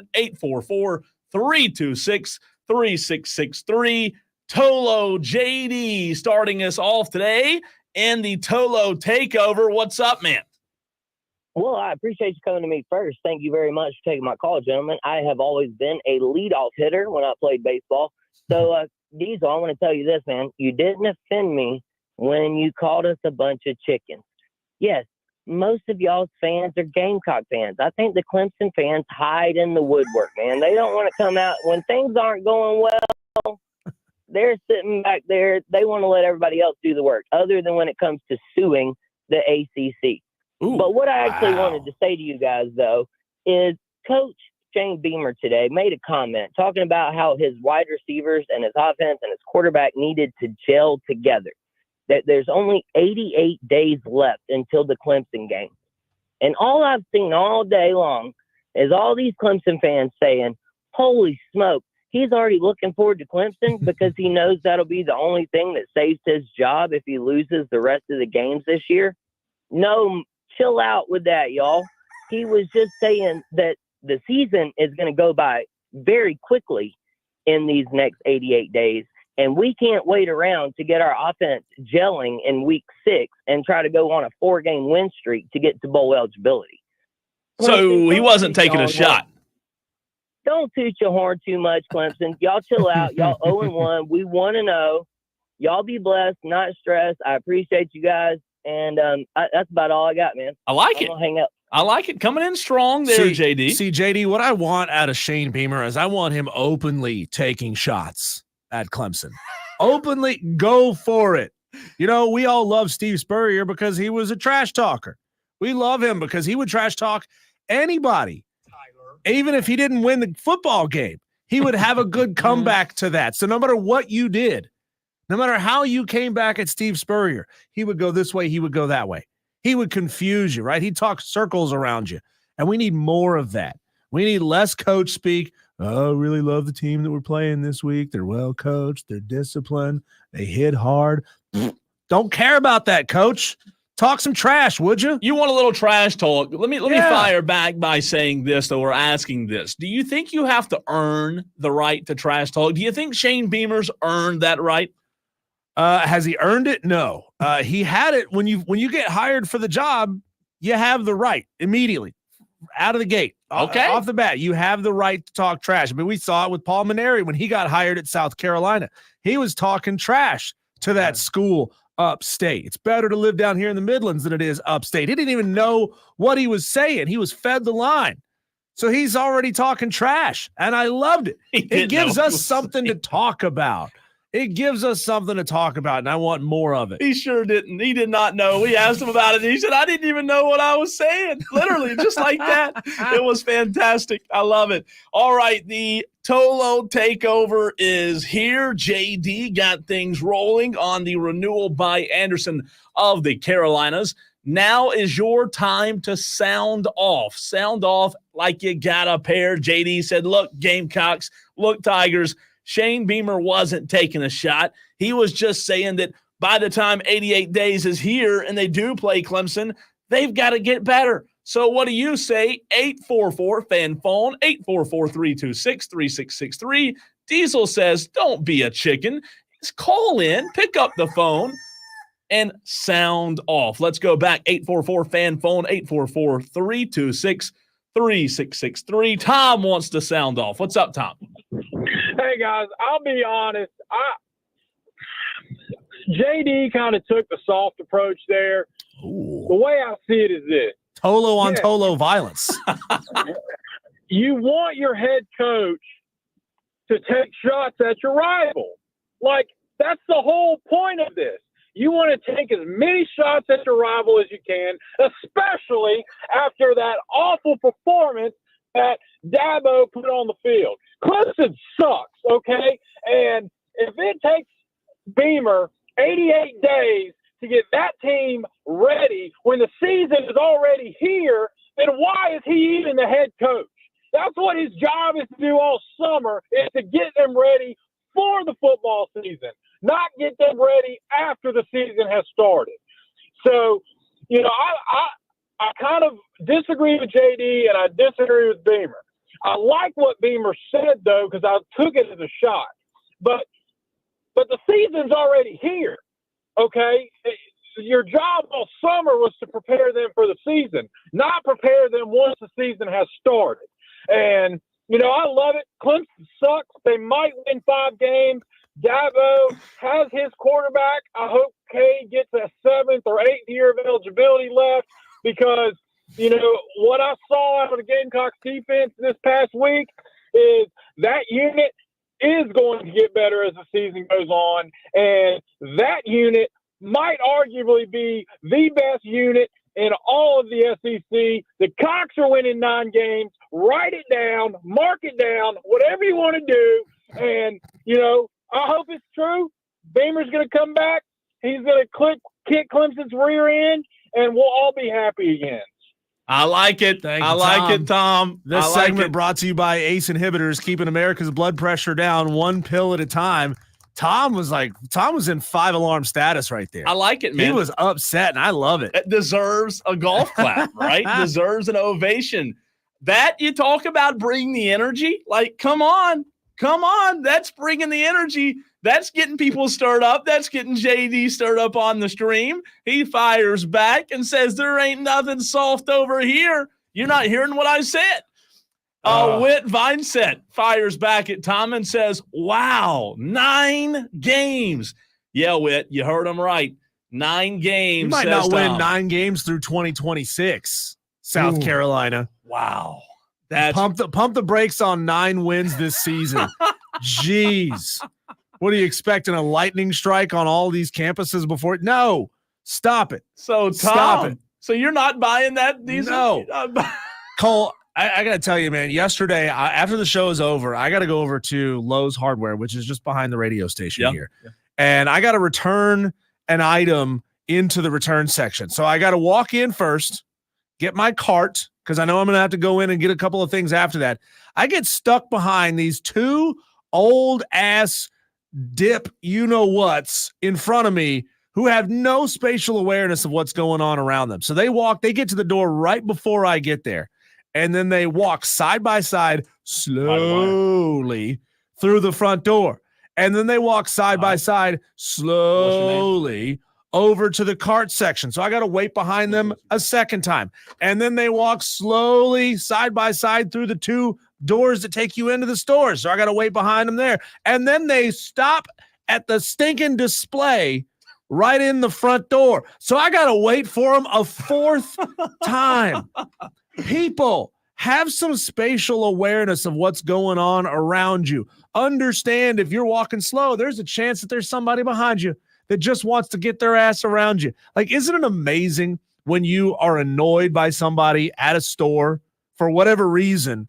You just keep seeing that person pop up everywhere you like. You just need Tom with you. They're going to get the same stuff down the same aisles as you, and you can't get out from behind them. It's like being stuck behind that car that wants to do exactly the speed limit or 2 miles under in the left-hand lane. You can't get away from that person. You can't get like how does the cosmic universe work in that way that you can't get away from some of those annoying ass people sometimes? Listen to Diesel sounding off. I like it. The Tolo. Diesel's a Tolo. Get out of the way. Tolo takeover. We never said it could not include Diesel, right? Diesel's taken apart. See, JD says don't be a slow driver in the left lane. JD, I got stuck behind one slow SOB in a sports car, in a Camaro. Man. Probably an old person. Going down to Atlanta. No, it was a family. Oh. It was a family, and I pull up next to him, and it's like a 22-year-old woman driving the car, and there's people, I don't know if it's a family, there was just 4 people in the car. It's like a We're the Millers and they kind were of doing thing. exactly the speed limit in the left lane for like 25 miles. I finally get around them. 10 miles up the road, get a little slowdown, and who's coming right back past me? I'm like, you son of a, I can't get away from this car. All right, back to the phones, 844 fan phone. We appreciate JD. We appreciate Tom. This is the Tolo takeover. Diesel even sounded off in a big way. Now Twisted Whisker wants to respond to Tom. What's up, man?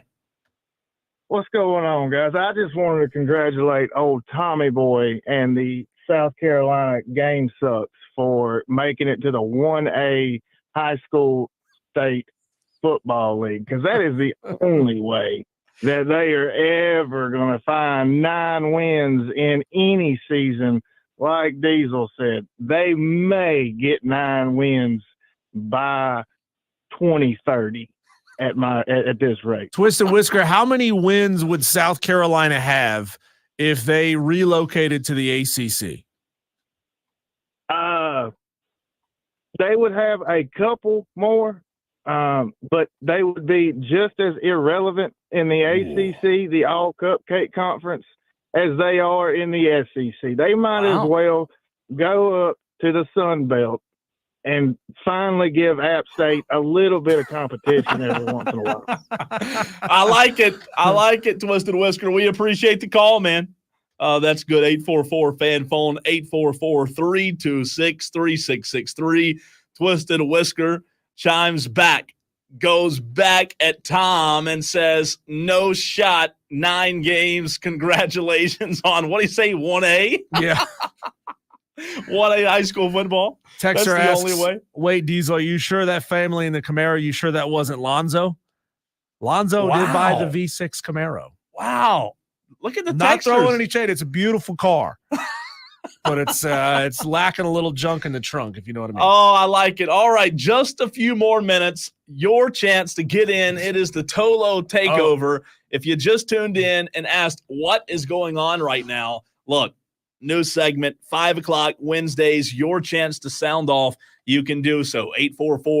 844-326-3663. Diesel said a lot of you Tolos are chickens. That's a corn chip. Corn chip, not chicken. Well, he's willing to text in. We need y'all calling in, okay? 844-326-3663. He corn chipped on the text line? Now, yeah, I can tell that corn chip is having a fever dream right now. He says Clemson is going to suck. Gamecocks are going to suck. Rolled ins, corn chip. I think Ole Miss just scored on you again. Corn chip. What is that? 86-0? What is that? 110-0? Look, I love our friends over at Furman, but that was not a great performance against Ole Miss. You got to be able to score at least a touchdown in garbage time. Jeez, that's weak. Let's see. JD says on the stream, Shane Barron ate chicken. He will come and get dumped. Oh, that's bold. But JD, you're probably not wrong. We can't get Shane Barrett too upset. He will start throwing out 4-letter words. I love it. All right. Tolo takeover continues. We go back to the phone. Spartanburg Jay wants to chime in. What's up, man? What's up, fellas? First time calling in. I'm usually a texter, but I like the solo takeover. That's awesome. Appreciate that. Thank you, pal. Hey, the guy that called in and said South Carolina, those dirt peckers are finding 9 wins. Like, is he in Dream World or something? Did he watch? He does realize that was Old Dominion they were playing, yes? It's not even New Dominion. It's Old Dominion. The Old Dominion.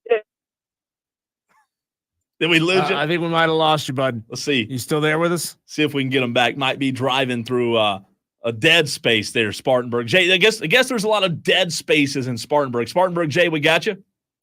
No, I don't think we do. Spartanburg, Jay, call back in. We want to give you a chance to get back onto the show. Shane Barrett just says, did he just say dirt peckers? Yes, he did.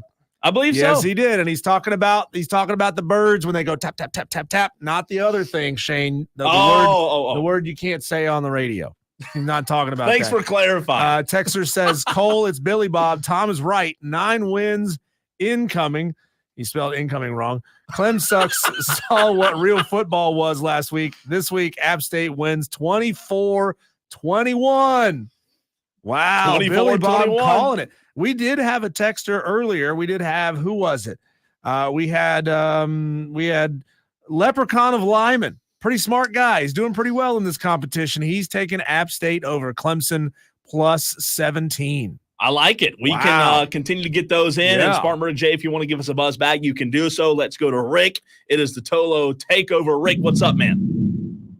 Well, thanks to Lyman. Was it the Lyman of Leprechaun? The Leprechaun of Lyman? Yeah. He took I want App State over. I don't trust. If Clemson was playing a high school team, you need to set up Burns and Clemson. Jeez. Is that what you're upset about today, Rick? Maybe Burns could get a win too. Burns maybe could. Oh, they'd get a win against Clemson. Anybody can get a win against Clemson. I mean, I've got a grandson that plays T-League ball, and they would beat Clemson. Wow, Rick, I mean, they stink. Rick, there's no way you really think App State will beat Clemson, is there? Yeah, I just, for one thing, Clemson has no offense. For number 2, Diesel tells me so. And number 3, App State has always pulled the big upsets at the right time. And buddy, it's the right time. Clemson sucks. They're awful.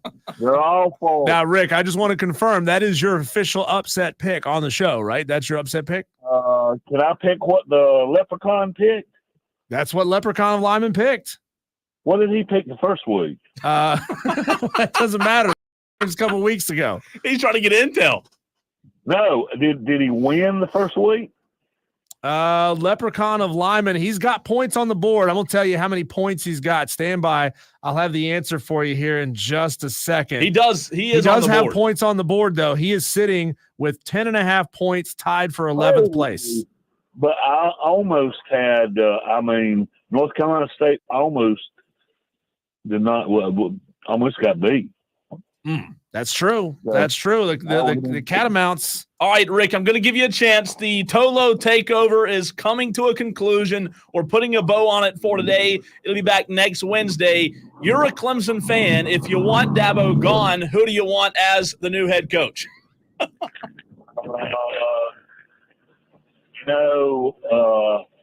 not going to like who I say. Lane Kiffin.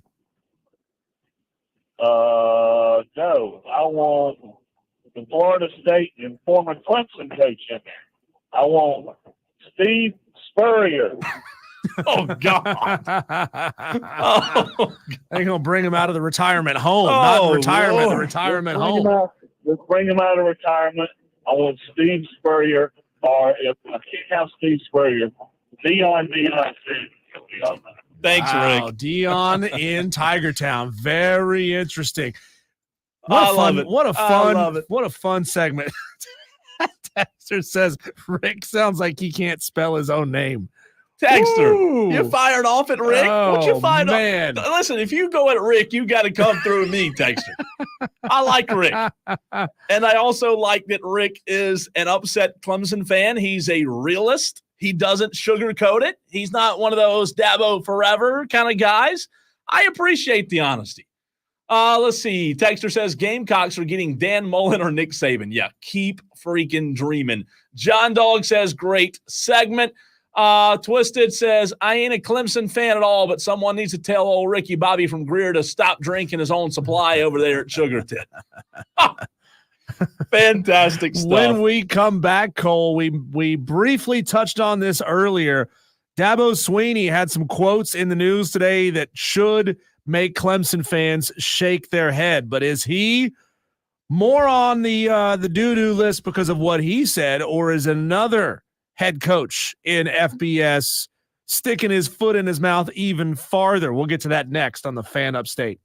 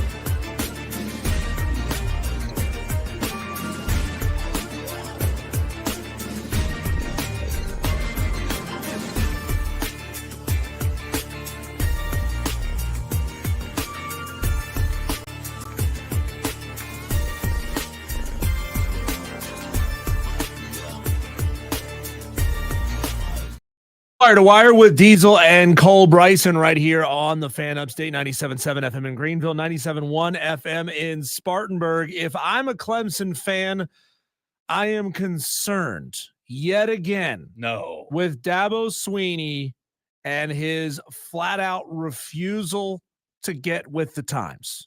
Flat-out refusal. This is a quote posted earlier today on ESPN's Instagram. Quote from Dabo Swinney: "We've done it in a unique way. Now people want me to go do it some other way. They've lost their freaking mind. I'm not doing it another way. Everything doesn't go the way you want it every single time, but that doesn't mean you get away from what your foundation is, what you believe." He was asked, maybe is it time to start thinking about adjusting the way you do things after the Georgia game? Obviously, Clemson had some massive talent deficiencies in that game, maybe not at the one position in the first half, but certainly in the second half. The depth and the lack thereof at Clemson was laid bare for all to see. And Dabo Swinney is so damn proud, so damn stubborn that he is flat out telling you he is refusing to do anything about it.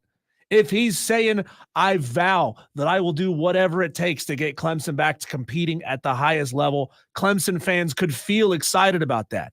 In the meantime, all you got is hanging on to those trophies that you won a couple of years ago. You got a great, pretty picture in the rear view mirror, but what's in front of you, what's outside that windshield of the car, outside of that windshield of that Roy bus, looks bleak as hell. Yeah, so I listen, I can't push back initially on your opinion or the quote itself. The quote itself's weird to me. Again, you said this was reported by ESPN, and it was a quote exactly as written from Dabo, which doesn't surprise me a bit. We've done it in a unique way. Yeah, you have done it in a unique way. However, the very first line, I just don't understand that, Diesel, because the unique way that you did things, it may be unique now, but it wasn't unique when you won championships. So I could argue that you were doing it the only way then. Now you're not doing it in a unique way. You're doing it now in a way that is detrimental to your program. It's like I said earlier in the show in the 3 o'clock segment. I don't understand, and maybe this would be where you have to sit down with Dabo and get an explanation. Diesel, I do not understand why he thinks that using the portal would shake the foundation of the program that he's built. I don't understand why he thinks it's just some selling your soul to the devil. Again, you either want to win or you put your stubbornness aside. Deep down, we all know that Dabo's a good coach. I just am blown away, Diesel, that the fact that Dabo's a smart man, he's a good coach.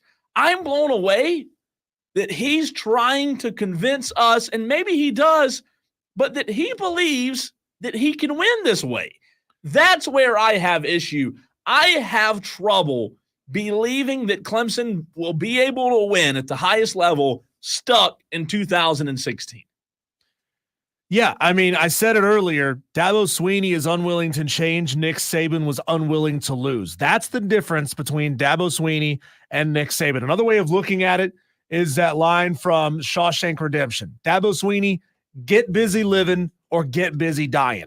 What are you doing here? Are you trying to be elite? Do you even want to be elite, or do you want to be right? That's my biggest question. And I know a lot of Clemson fans won't look at it this way. Maybe a loss to App State would change your minds. Maybe a loss to NC State would change your minds. Maybe another loss to a Duke or a Wake or a team that you're absolutely not supposed to lose to in your conference will change your mind. Maybe it's going to take 3 more seasons to change your mind.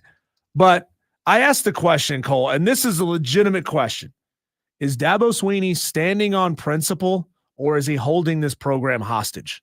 Because it feels like we're heading in the direction of the latter, that he's holding this program hostage. It is going to be done my way or the highway. Nobody else will have any input on how this program is run but me. You don't like it? Get the hell out. Yeah. And that is not a healthy way to run a program. You can't do it all yourself. Dabo's always been seen as a CEO type, right? He's never been seen as this genius X's and O's kind of guy. You telling me that Garrett Riley hasn't been in Dabo's office saying, hey, Dabo, I really need some better players to be able to pull off the offense I want to run. I need you to go get me these guys in the portal. And Dabo says, sorry, bud, we're getting the transfer portal out of high school. That's how we do things here at Clemson. You know, you may push back, you may disagree with me on this take, and I don't know if you do or not, but I do believe that programs in college football go through lumps. They go through periods of time where they're not at the level of elite, right? We're seeing it with programs across the country. We saw it with Texas for a long time. Here's what I'll say, and I'm interested to hear if the Tolos agree with me on this as well. 71307, start your text with the word fan. Diesel, you know why I think it's more important for Dabo to use the portal than anything? I think Dabo does not understand how this narrative has become a distraction. What do I mean? If Dabo Swinney a few years ago, last year, whatever, would have just started using the portal, and look, regardless of if he won or lost, the narrative by us, the national media, others, the narrative would not be able to be a narrative if he were using the portal and losing. Now, he's the only team other than Army, Navy, and like Air Force who isn't using the portal. There's your, bam, there's your narrative created right there. My argument is he needs to use the portal to get rid of this narrative more than anything else. Yes, Clemson fans want to see Dabo and Clemson back at the top. Yes, they want to win national championships, but if he were just to use the freaking thing and bring some players in, you would not be able to have this conversation because he would have used the portal, Diesel, and he would still be losing. Yeah, the narrative can be Dabo Swinney uses the portal differently from everyone else. He's more targeted. He only goes after the best of the best, right? If Clemson gives you an offer in the transfer portal, it means something. And that's the narrative that's right there parallel with the narrative of an offer coming out of high school. When Clemson offers you in high school, it means something. Why not make a Clemson offer in the transfer portal mean something, right? That's not changing the way you do things. That's not selling your soul. That's not like giving up control of your program. That's just using what it is you do best in a slightly different way. To do something else, to take advantage of the next best method of talent acquisition. And it's just, I get it. It's frustrating for a lot of Clemson fans, but there's some who just stick their heads in the sand, Cole. I asked the question, though, what's a worse look? Dabo Swinney saying what he said, which is, again, quote, people who want me to go do it some other way, they've lost their freaking mind. I'm not doing it another way. Is that worse? Or is this worse? This is Southern Mississippi head coach Will Hall talking to a reporter after the 31-0 drubbing that they took on the road at Kentucky this week. And the way he talks about his players and what it is they're actually out there trying to achieve, this ought to make Southern Miss fans livid. Especially with it getting later in the evening. Is there something maybe they could change to help you guys with that when the situation like that happens? Extremely worried about injuries. That was the number one concern. Nutrition was a concern, but Heath, none of that tops getting that check. You know what I mean? We have to get that check, and to get that check, we got to play that game. So ultimately, that's how we all pay our bills, and that's just the way it is when you're a Group of 5 football team. Wow. Say anything wrong there? I don't think he's saying anything that's not necessarily true, but he said health was a concern, nutrition was a concern, but all that pales in comparison to going to get that check. So it sounds like Will Hall knows that there are major, major deficiencies in his program, but that's all right. I will sacrifice my players on the altar of getting that check. Look, there are some things that don't need to be said. Should he have said it? Maybe not. Was he wrong? Absolutely not. He, in my opinion, he wasn't wrong. Now, I'll say this, back to your point about Dabo. I'll tell you this. I'll tell you what I think it is. I think, Diesel, that Dabo Swinney is a man of conviction. He does have high standards and high morals. And I think that he has seen programs like Georgia and other programs become successful because of $1, right? Not necessarily $1, but you know what I mean. I think he has seen programs become successful overnight because of NIL and the ability to draw players. And I think he is adamantly against it because you don't remember a few years ago when Dabo came out on public record and said, if we ever start paying players, I'm not going to coach. You remember he said that? Yeah. He came out and said that. And guess what? He's still coaching. I don't know that what deep down inside Dabo's heart. I don't know, but I'll tell you this. I think he still does want to win, but Diesel, I think he believes that he can win his way. And the proof, what do they say? The proof's in the pudding. I just don't know that you can expect fans to believe that. Very true. Wire to wire. If I'm Graham Neff, I got to be reaching for that bottle of bourbon that's in my lower desk drawer, the ones that people don't know about unless you're in a serious meeting. I mean, Graham Neff hearing Dabo saying, no matter what, I'm not changing, that's got to be putting some extra points on his blood pressure. I'd like to know what Graham Neff's opinion on it is. Yeah. Right? Not that we would ever find out. Not a real opinion, because then he's sacrificing the relationship he has with his head coach. What about this comment from Wesley on the Facebook stream? Wesley says, if Kirby Smart was Clemson's coach last year and this year, there is no way he would have sat around and kept Cade as starting quarterback without bringing in someone to challenge him from the portal. That's the big difference now, and it sucks as a Clemson fan. Look, I don't disagree with you, Wesley. I just think a lot of it has to do with Dabo hit 2 times in a row, and that just doesn't happen often. And I think after hitting twice in a row on Deshaun Watson and Trevor Lawrence, and Kelly Bryant wasn't bad compared to what they have now, I think you reach this level of I can't miss, right? When you're on, you're on. When Steph Curry's on, he's on. He has that feeling of I can't miss. And I truly feel that's what Dabo felt. There's no way he can feel that now, because there's no way you can convince me that he goes to bed at night thinking I'm still at the top of my game, because he's not. He's not. All right, let's go to the phones quickly. Daily Dewey. Let's see if Dewey has anything good to say. I liked this call yesterday. Let's see if we can make it 2 days in a row. What's up, Dewey? Yes. Dabo needs to get fired because he thinks he knows it all. He don't know nothing. Thanks, Dewey. Tommy Lawrence and the other guy, they won the national championships for him. Tommy Bowden needs to come back. Oh, gosh. That's a bold statement. Thanks for the call, Dewey. I did tell someone earlier this morning, I was having the conversation, it's a real thought, Diesel. When you do have guys like Trevor Lawrence, when you do have guys like Deshaun Watson, how many deficiencies do great players, generational players, how many deficiencies do they cover up? A lot. I'm just saying, I'm not saying Dabo's a fraud. I'm not saying Venables or Tony Elliott was a fraud. I always defended Tony Elliott. I love Dabo Sweeney. I loved Brent Venables, of course. But we're at the point now where regardless of who you pull for, something has to give. Chris Phillips, SEC Unfiltered, next.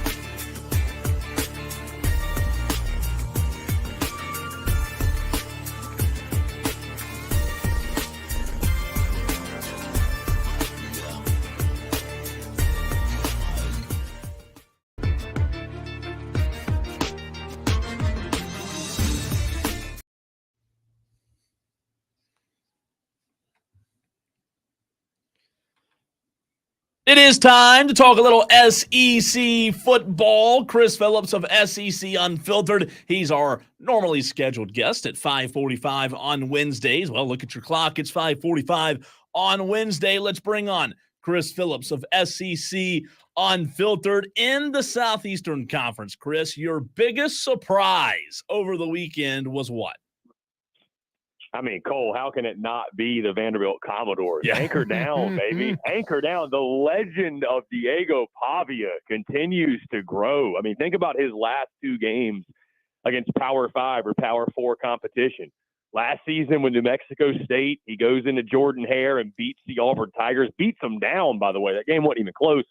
And then to open the season, Cole, I wish that I could say that somebody from the SEC Unfiltered crew was giving Vandy a chance, but we weren't. We weren't giving Vandy a chance, and he goes out there, man, scores 3 touchdowns. He's SEC Offensive Player of the Week. I mean, that was easily not just the shocker of the SEC weekend, but the college football weekend. Chris, what is it in particular about attendance smack? Not even smack, just observations that get Gamecock fans so bent out of shape? Like, why in particular does attendance get them riled up so much? Yeah, Diesel, that's, I was going to say this is I wonder why you're bringing this up, right? I know I texted you guys over the weekend.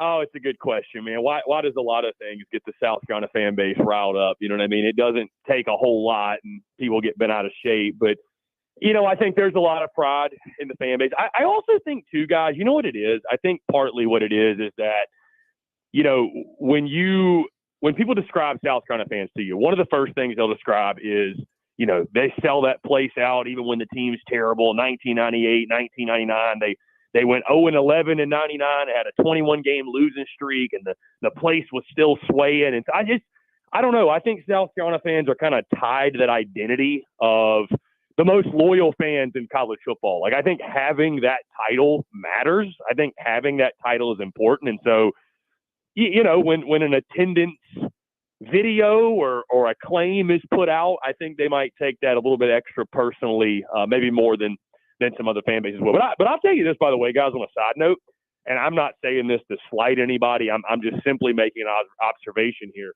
I was at the Swamp over the weekend, and Florida got drilled, right? We all saw that game. I got to say, guys, I was thoroughly impressed how packed the Swamp was still at the beginning of the fourth quarter because, again, I've been in some venues. I'm not singling out South Carolina, but I've been in some venues where if the game is lopsided, it's starting to clear out middle of the third quarter. I was genuinely impressed the fact that Florida fans, I mean, it's a 28-point ball game, and it's 10 minutes left in the fourth quarter, and I'd still say it was 90% full. So, but I don't know. I just think there's a lot of pride in the South Carolina fan base, man, and so I think when, you know, especially we get in the heat of football season, man, the emotions run high. They certainly do, but you know, it wasn't hot in Gainesville, right? It was not hot there. Columbia, South Carolina is the only place. It was hotter than Hades, Cole. I can tell you firsthand, my friend. It was very warm. So, hey, Chris, we talked about this last week. I don't know if you've heard anything in related to the green dot. This is the first year college football is using that. Is that something that they use or can use on special teams or no?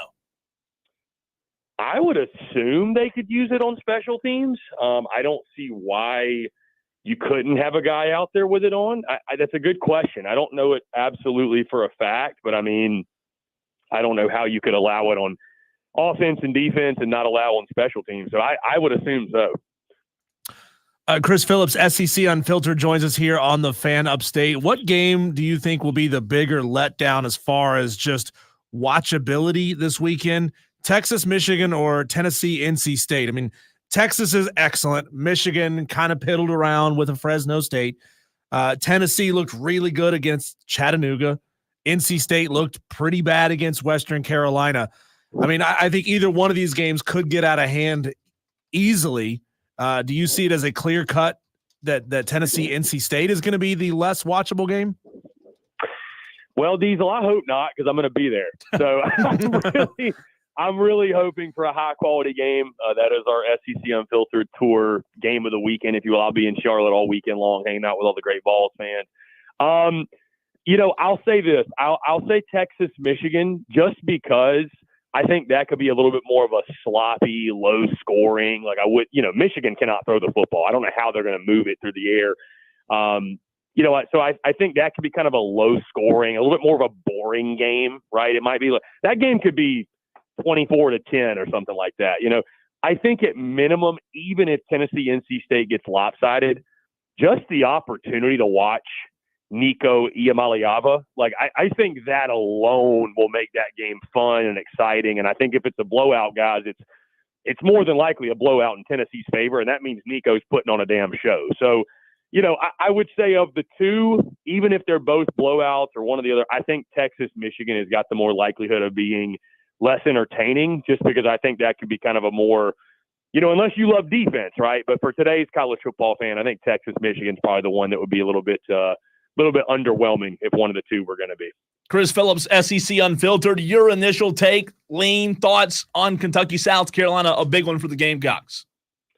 Yeah, first off, Cole, I love the under. I think unders in South Carolina games are going to be the play all year. I was skeptical of the offense coming into the season, not because of I think Lenora Sellers isn't talented or anything of the sort, but what's around him. And I will say I didn't expect it to play out in week one, and I think Lenora Sellers actually looked a little bit worse as a passer than I expected. Although, again, I really severely doubted the playmakers on the outside, the guys at wide receiver. People got really offended in the preseason a couple of weeks ago when I said that this is, in my opinion, maybe the worst wide receiver room in the history of South Carolina football, at least that I can remember. And, I mean, guys, who are the dudes out there? I mean, who are they? So, I mean, we're going to put it all on the Norris Sellers, but, I mean, who are the dudes out there? So, I like Kentucky in this game. I spoke the score prediction earlier for Texas, Michigan, but, right on the nose, my score pick for this game is 24-10. I don't see how South Carolina is going to be able to move the football consistently enough to win this game. Could they cover? The spread is 10. I think they could absolutely cover these South Carolina Kentucky games. They just tend to be close for whatever reason. But man, you were struggling against Old Dominion's front and against Old Dominion's defense. Guys, Kentucky's defense is filthy at all three levels. I mean, they've got dudes on the D-line. They got dudes at linebacker. They've got an NFL caliber corner. And then you've got, here's my biggest fear for South Carolina, guys, especially if you get down early in this game. Like, I think the defense is going to keep you in it, right? I really believe they upgraded in the front seven. The secondary at times can get a little bit squirrely, but the defense will keep you in it, right? And they've got a new quarterback, too, in Brock Vandagriff, but they've got weapons on their offense, especially at the wide receiver position. But what I fear is if you get down early in this game, Lenora Sellers, young quarterback, he's trying to make things happen. Maybe he's feeling the pressure of putting the team on his back. And this is a Kentucky defense that will make him pay. And I could see a couple of back-breaking turnovers. I could see 2 or 3 interceptions in this game, and that's where it can kind of go sideways on you. So, will it be a close game? Will South Carolina cover? Potentially, but I feel extremely confident that Kentucky's going to snap their losing streak and get this win. Chris, quick answer here from you as we're pushing up against the break here. What's the Kentucky fan base pulse on Brian Kelley right now? 3 season opening losses in a row, 2 against Florida State, now against USC. He's slamming the table, acting petulant, and all of a sudden his Southern drawl has gone away. How are they feeling about him right now? I mean, I think LSU fans for the most part are still behind Brian Kelley. I think there's a great deal of frustration, but we've seen this song and dance before, Diesel, from LSU, and they tend to figure it out. So it makes the Ole Miss game a must-win, but listen, the buyout's like $60 million. I mean, I think they all realize he's not going anywhere. So super frustrating. You look at coaching, and that cost them in that game, but I think they're still confident that they can have a good season and compete with the playoff. Great stuff as always, man. We appreciate you. And real quick, your upset pick. Upset pick of the week. Let me go. Oh man, you put me on the spot. I didn't even. Oh, Mississippi State at Arizona State. Give me Mississippi State to win that one outright. I like it. Love it. Bulldogs. Yep. Hail State, baby. There you go. Chris Phillips, SEC Unfiltered. Appreciate your time, pal. Yeah, appreciate you guys. Thanks so much. Yes, sir. When we come back, Cole, let's do this. Let's take another round at our upset picks. See if we can get a couple more from you Tolos who are just tuning into the show. We'll get to that next on the Fan Upstate.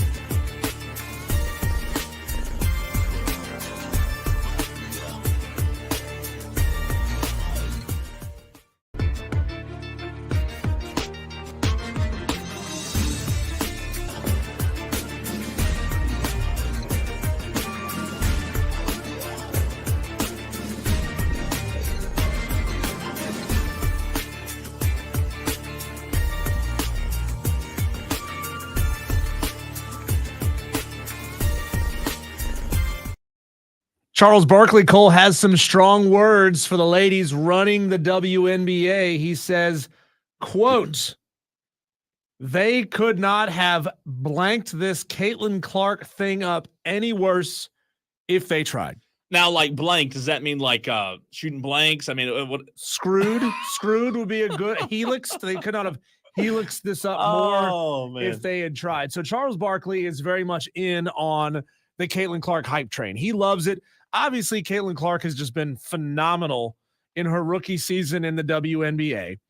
And Charles Barkley is railing against the way some in and around the WNBA have treated Caitlin Clark as she is emerging as the biggest name in women's basketball. He's going off on some of the people who are at even entertaining the debate of whether or not she or Angel Reese should be the rookie of the year in the WNBA. He says, quote, "If you got people in a room, a bunch of dudes in a room, we couldn't have come up with a master plan with what these women have done. This girl is incredible. What she did in college for women's basketball, what she's doing in the WNBA, the number of eyeballs she's brought from the college to the pros. And these women have this petty jealousness. You say to yourself, what's going on here?" He's questioning the petty jealousness over Caitlin Clark and her success in the WNBA. Do you believe that that's happening? Absolutely. Absolutely. I think it happens in every business, every walk, every avenue, every team, every school, you name it. I think that's where we live in. And unfortunately, yeah, people get jealous. You got players in the WNBA shoving her, body checking her more than what should normally happen over the course of a game, not actual basketball plays. Sure. No, I believe it. Yeah. I can't say he's wrong. I mean, he's bold. But that's Charles. I can't push back. He's never been afraid to head straight for a fight. That's for absolutely sure. Hey, we got a fight on our hands. We got a challenge on our hands. You Tolos are trying to be the number one Tolo when it comes to picking upsets in our Wire to Wire Upset Picks Challenge, brought to you by Ingles. We appreciate their sponsorship of this event. And you guys, you Tolos, you lady Tolos as well, you have shown out in force. We have the record number of players ever in this challenge, and we're only in week 2. I'm telling you, man. Yeah. We have been so impressed with the feedback, the participation.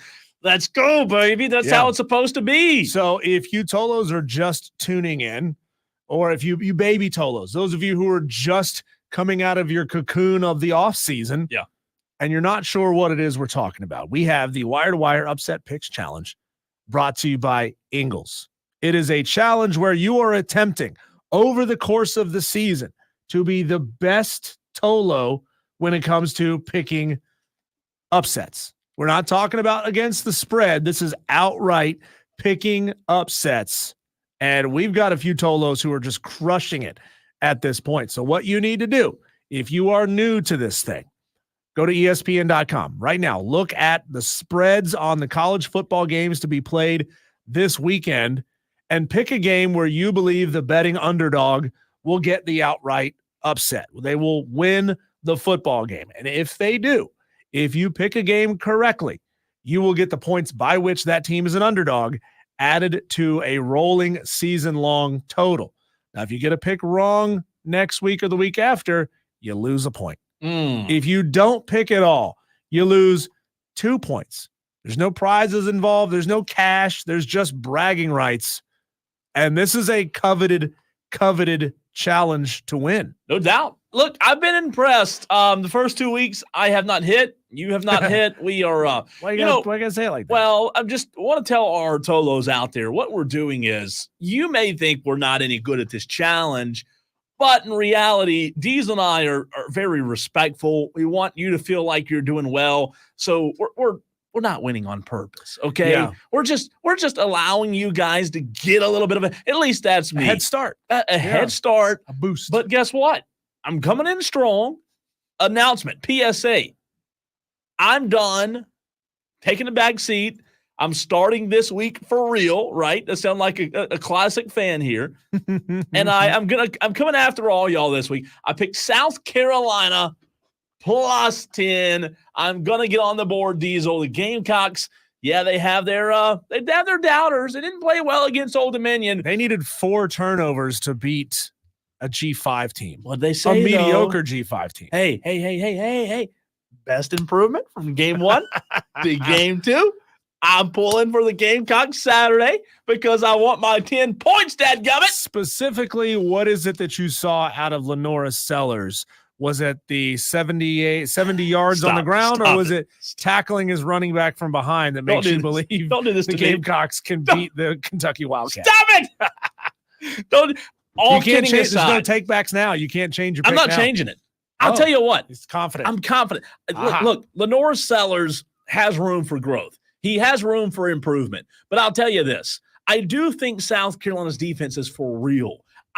It was Old Dominion. I get it. But on the flip side, to Chris Phillips' point a few minutes ago, I was there at the game. I saw Old Dominion. I saw their defensive line bully South Carolina up front. Yeah. We know that the offensive line, the offense needs improvement for the Gamecocks going into Lexington. However, I do think they will play better offensively. I do think the passing game will be more of a threat, and I don't know if Dow Loggins was keeping his cards close to his chest or his vest, whatever you want to call it. I just think that the defense from South Carolina Diesel is very, very improved. They have depth. And if the offense, I'm not saying this offense has to go be, Connor Shaw and the Gamecocks and light up the scoreboard. I'm just saying this offense, in my opinion, has to be good enough to go help the offense a little bit. So I'm excited. I think South Carolina Gamecocks should expect the defense to keep them in the game. So I took Arkansas as my upset pick challenge winner. I'm taking Arkansas to beat Oklahoma State. That's a 7.5 point spread.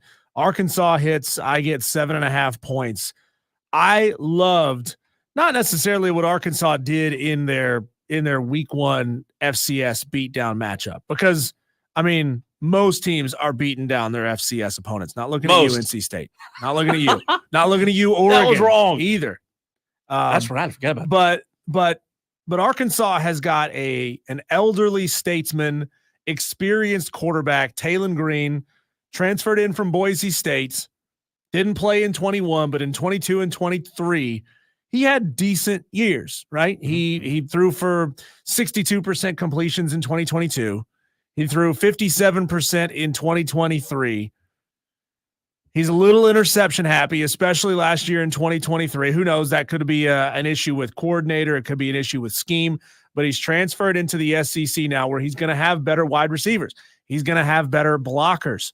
Do I expect him to be elite all season? Do I expect him to do what they did in week number 1 against Arkansas Pine Bluff? No, of course I don't. But they were incredibly efficient, 9 of 9 in the game on third down. You show me a team that can be 100% on third down against any opponent. Ole Miss and Furman. Yeah, that tells me that that you have a chance to be very good, and that tells me you're probably making hay on first and second downs, and you're putting yourself in third and manageable situations. So that's why I chose Arkansas over Oklahoma State. And Oklahoma State didn't look particularly great in their season opener either. They're not really blowing the doors off of anybody. Maybe they can bounce back in week 2. Maybe they won't, but I do like Arkansas in this one. I'm telling you this. There's no way Cole is putting his expert hat on. There's no way Arkansas wins. There's no way. What do you think, smart guy? I'm telling you. Come on. They just played the worst team in the history of the world on Saturday. Listen to this. Arkansas Pine Bluff in 2023 Diesel went 2-9. Okay. How many teams that they played do you recognize the name of? Okay. Ooh, let's see if I can get one of these mascots right. Grambling State. Don't even have a clue. Okay. I know Grambling. Prairie View A&M. Yeah, I know Prairie View A&M. The Dogs. Prairie Dogs. The Prairie Dogs. Texas Southern. Okay. Alcorn State. Yeah, the Alcorn Acorns. They lost that game by like 405. Mississippi Valley State. Ooh, not even community college. Mississippi Valley State. The more adjectives you have to add to your school name, the smaller it gets. Miles. Miles? Miles. Never heard of Miles. Like Miles. That's it. With an I or with a Y? With an I. Miles. Okay. Miles. Miles away from everywhere is what that school is. They're miles away from being relevant. I'm telling you, I don't this place just a geographical oddity. 2 weeks Let me ask from you this. everywhere. Do you trust Sam Pittman to go pull an upset? I trust that the players love Sam Pittman and will try to go get him an upset. I don't know, man. That's tough. Look, I'm not confident, like uber confident in the Gamecocks either. However, I'm pumping them up to do just that and go on the road and get the upset. Now, go ahead. I'm sorry. We got just in case anybody's wondering, we have a lot of our upset picks coming in from our celebrity guest pickers. Still waiting. No, I think we got everybody. Look at that. Everybody on the first day. We got his engines now. Josh Pate is taking BYU plus 10.5 over SMU. He's got a massive amount of data to help him out. Jake Crane is taking Mississippi State plus 6.5 against Arizona State. Diddy wants USC plus 10 over Kentucky. Okay. Shane Connick taking that game as well. Melissa Level from Ingles rolling with me. Arkansas plus 7.5 over Oklahoma State. You know, Melissa can start taking Florida State now that they'll be the underdog in all these games. She won't have to feel bad picking her own team. And then Chris Phillips takes Mississippi State against Arizona State. Twisted Whisker Diesel text into the show 71307. Start your text with the word fan. Twisted Whisker says, Cole, taking the same pick as me has me second guessing myself for sure. And then JB, same thing. Sorry, Cole, but I apologize ahead for you not getting your upset pick with the Gamecocks this week. Diesel is more likely to hit with the Hogs. JB, you're a Gamecock fan. You're supposed – come on, man. Well, that's the problem, Coles. We got a lot of Gamecock fans picking with their fandom because that is – it feels like momentum-wise that is the most common pick. And the most common pick almost never hits. Yeah, almost never. True. I know. So but I believe, man. I believe. We don't have a ton of variance this week. I mean, we got Clemson Oculus taking Marshall plus 16.5 against Virginia Tech, who lost to Vanderbilt. I mean, come on. How is anybody a dog to the team that just lost to Vanderbilt? Who are they playing again? Marshall and Virginia Tech. They better be glad. I don't know, man. That's a the tough blundering herd you think can't get it done? Tyler B. also is taking Marshall against Virginia Tech. Yeah. I'll tell you a game I'm curious about, Diesel. It is Friday night, 9:00, Duke Northwestern. Again, this is that's like a 2-point spread, right? Well, it was 3. Now it's 2.5. It's a safe pick, right? However, it is, but safe picks aren't going to win you this game. No, they're not. I know, but I'm telling you, Duke could beat Northwestern. Again, it's only 2.5-point spread, but if you're just playing for, some moral victories here and just wanting to get on the board, maybe you take one of those games we look at where we say the combined IQ of the offensive line is probably higher than the over-under. Ooh, that's probably true, right? Bunch of smart fellas on the field. Could I convince you, if you hadn't already made your pick, and by the way, one more time, you're taking who? I'm taking Arkansas over Oklahoma State. Okay. Could I convince you, number 10, Michigan, who's 1-0, over number 3, Texas, 12 o'clock noon kick on Fox. Texas is favored, Diesel, by 7.5. Could I convince you at all to take the blue? No, I think Texas is going to cover. Texas is going to cover on the road. It's on the road at Michigan, right? Yep. I think they're going to cover. Texas is excellent this year. Michigan still reeling from all the scandal, still trying to, get their feet wet with a new head coach and Sharon Moore. They didn't look good last week against Fresno State. I know that from experience, when Michigan loses or looks bad in the season opener and then they play a power team at home again the next week, they lose. I think I'm with you there. The 7.5, I believe that's too close. I think Texas covers as well. Texas covers? Yeah, that's interesting. We ought to do a segment where we look at the covers. The covers or doesn't cover. The ones who are favorites for the top 10 teams, top 10 matchups. Well, I would say, what I learned a long time ago, putting a little cheese here and there.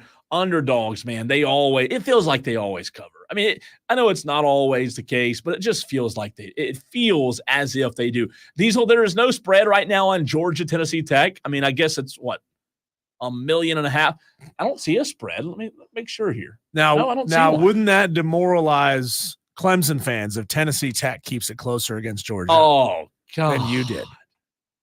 Horrible. Now, here's what I was looking at earlier. The line's moved 1.5 since this morning. 3:30 Fox. Baylor upsetting Oklahoma. Diesel, if you got this one right, if this is what you went with, Cam Rising and the boys from Utah going down, you'd be sitting pretty. 14 and a half. I don't know what it was at 3 o'clock, but right now it's 15 and a half. That I just know that we got to get on the board, because if we are in a position where we're at week 5 or 6 with no points, we're done. We are way behind. And then we have to start, shooting, dropping threes from the half court line to try to get back into this contest. And then that's when you get so far back that you just can't recover. Don't tell me that. Yeah. But that's what happened to me last year, Cole, is that I was still had a big fat 0 up until like the midpoint of the season. And then I went on a run and ended up, right there in the middle of the pack of players that actually scored points and had points by the end of the season. You're not making me feel good about this. Remember, like Amazon guy who is smacking us around like the Georgia offensive line right now. Ooh. He's got 24-ish points, 24 and a half points, I think, 24 flat. He could go on a cold streak and he could drop back to just 14 points. Yeah. I mean, there's still 10 weeks to go in this season, or 11 weeks to go in this season. He could finish with 15 points. It could happen. JB says Texas wins 34-14 over the Wolverines. You know what? That's 20 points. That'd be a nice cover, right? We got Bo Mo, who wants Marshall plus 20.5 against Virginia Tech. Grandpa Bucky wants Troy over Memphis plus 18.5. Joe D says he'll take Tulane plus 10 versus Kansas State. Diesel, one more I want to look at. I just saw this one, and 3:30 ESPN2. God, maybe I messed up here. This one's intriguing to me. I'm not the biggest Hugh Freeze fan. I don't believe in Auburn. I don't believe in the Auburn Tigers. They're 13-point favorites at home against Cal, I don't think Cal's good. But, could you see that? I could see that happening. I could see California going to Auburn and showing the world what we already know, that Auburn's still a fraud in Jordan-Hare Stadium. Can you imagine how many Alabama fans would buy Cal? I mean, you couldn't have – Alabama fans have never even been to California, never pulled for them, but they won't go to California out of principle.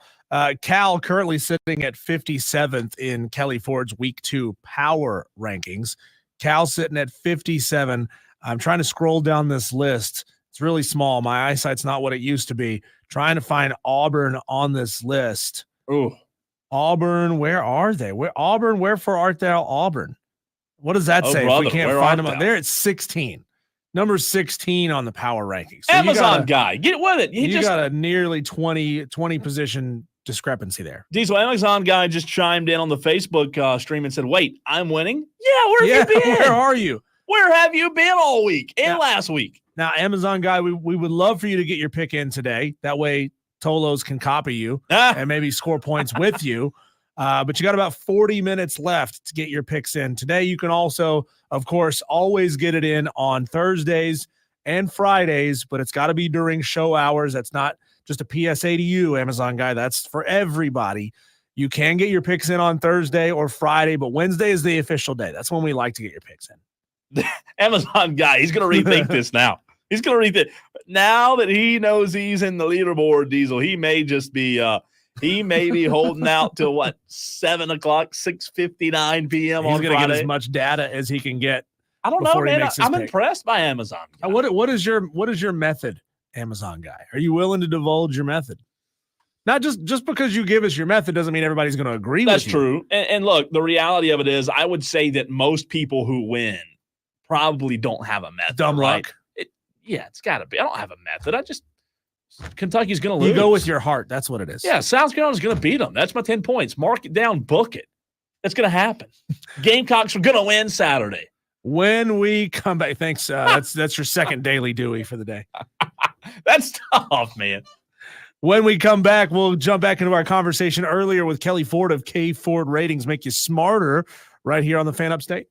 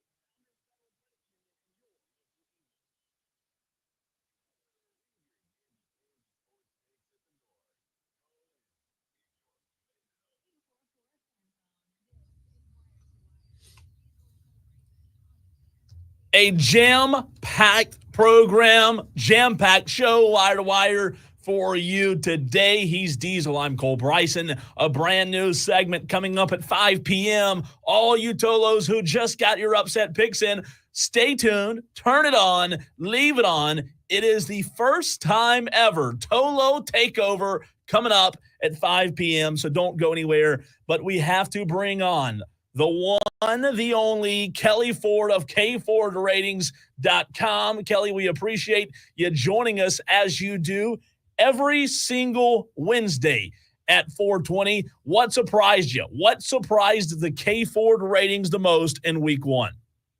Yeah, Cole, thanks for having me. I appreciate it.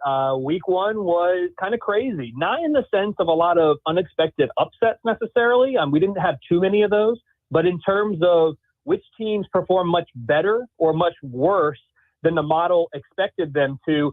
Certainly Oregon is a team that comes to mind as someone who underperformed this week and was downgraded significantly by the model. If you're looking at other Power 4 teams that are kind of in that ballpark, Texas Tech and Houston out of the Big 12 conference both underperformed. Of course, Florida State, once again, 2 weeks in a row, and Florida in their big matchup against Miami were some underperformers. Teams that overperformed and exceeded the expectations of the model at the Power 4 level. Boston College, of course, played Florida State. Arizona State, Ole Miss, Alabama out of the SEC, Arkansas as well, and Miami too. Those are some of the teams that have had the biggest movement up or down in the power ratings this week. Because again, we didn't have a lot of quote unquote upsets. I mean, a couple, but not a ton. There was surprisingly a lack of FCS upsets over FBS teams. I thought just given the sheer number of games that we had that fit that category, we'd get a few more than we did. So really looking at the movement in the power ratings this week, and that's what surprised the most in week one. Kelley, what do you make of NC State and their struggles against Western Carolina relative to Tennessee's manhandling of UT Chattanooga? Can you really gauge much based on how each of these teams perform against FCS teams? I know Western Carolina, they were saying during the broadcast that they had just so much attrition on the defensive line last year to the point that they were playing linebackers on the line because they just didn't have bodies, and they still managed to go out and win 7 football games, which, that's one hell of something to say about the Western Carolina defensive line. Yeah, so it was bad for NC State against Western Carolina, and it was a lot closer even than that 38-21 scoreline would indicate. NC State was downgraded more than 4 points in the model this week. That puts them in the bottom 10 in terms of performance relative to expectation. You flip that around for Tennessee, who just throttled Chattanooga 69-3, jumped on them early and stayed on them. Tennessee's a big riser for me this week, up about 3.5 points. They jump up into the top 10 of the power ratings. This was a game this week, this neutral site between the Wolfpack and the Vols, that coming into last week I had as a one-possession game. It is certainly not projecting to be that way anymore. Tennessee now has an 85% win expectancy here. It's got a good watchability score, 8.4. I mean, it's among the best games of week two. Week two, probably, if we're being honest, it's probably the weakest week of the entire college football season with regard to like high-end games at the very top of the schedule. So this is certainly a top 2 or 3 game for me in this week that is a little bit weaker than most. But Tennessee certainly impressed. NC State did not. These are two teams that are moving in opposite directions. We will see, though, if week one was kind of an aberration, if it was an outlier, or if that was more telling of the direction of these two team seasons. We're going to get that answer this weekend, and I do expect Tennessee to get the win, giving them the advantage on both sides of the ball, really. I'm intrigued, Kelley, with the most deserving rankings. Again, not a power ranking, but on your website, KFordRatings.com, the most deserving tab right now belongs to Notre Dame. Can you go into that for those listeners, for those Tolos out there who have not checked out the most deserving tab yet on your website? Absolutely. So most deserving, it's actually my favorite application of the power rating. So of all the content that I create stemming from the power ratings, using that as the engine, the most deserving rankings is my absolute favorite because it's a way for us to try to objectively quantify how much has a team achieved against its schedule relative to what would be expected of the number 12 power rated team against that schedule. So you can view every single team's FBS schedule, all 134 FBS teams, you can view their schedule through a common lens. And when we do that, we're able then to ordinarily rank the resumes. And so it removes biases, it removes, brand names, it removes conference affiliation, all of that. And it also, though, gets more informative and stable as the year goes on. So I readily admit early in the year, the rankings don't make a lot of sense because we don't have enough games played. You'll look at it and Notre Dame's number 1, like you said, USC's number 2, Georgia 3, Penn State 4, Miami 5. That makes sense. Those are the 5 winners of the games that most consider to be the most high profile from this weekend. Those teams have wins against the highest power-rated teams in the K-Ford model right now. And as we get going, this is going to change. But you've got Vanderbilt right now at number 9, coming off their upset win against Virginia Tech. You've got Boise State at 14. North Texas out of the American is coming in at number 15. UNLV is 17. Sam Houston is number 18, right? And so there's a lot of teams that it's not going to match the AP poll. And my argument is it shouldn't match the AP poll because I don't think the AP poll at this stage of the season certainly does a very good job of ranking teams based on what they've accomplished. I mean, Ohio State, and guys, I'm an Ohio State fan. Ohio State beat Akron, and yeah, they splattered Akron, but it was Akron, and it was at home. And to be honest, they struggled a little bit in the first half.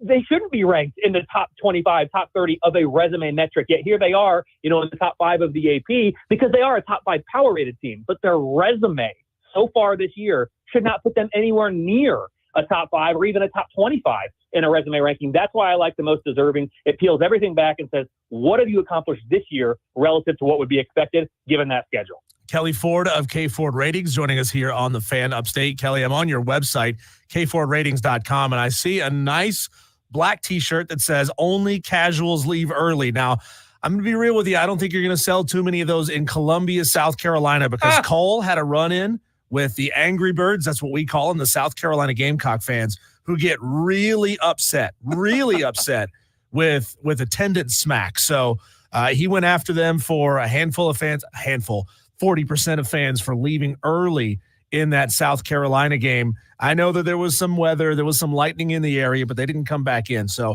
I do want to let you know that I love the shirt. Let people know that it exists, but I don't think you're going to sell a lot of those out of that county there. But how does your model incorporate crowd noise? What effect have you seen on crowd noise, crowd size, just general environment that can actually affect your ratings?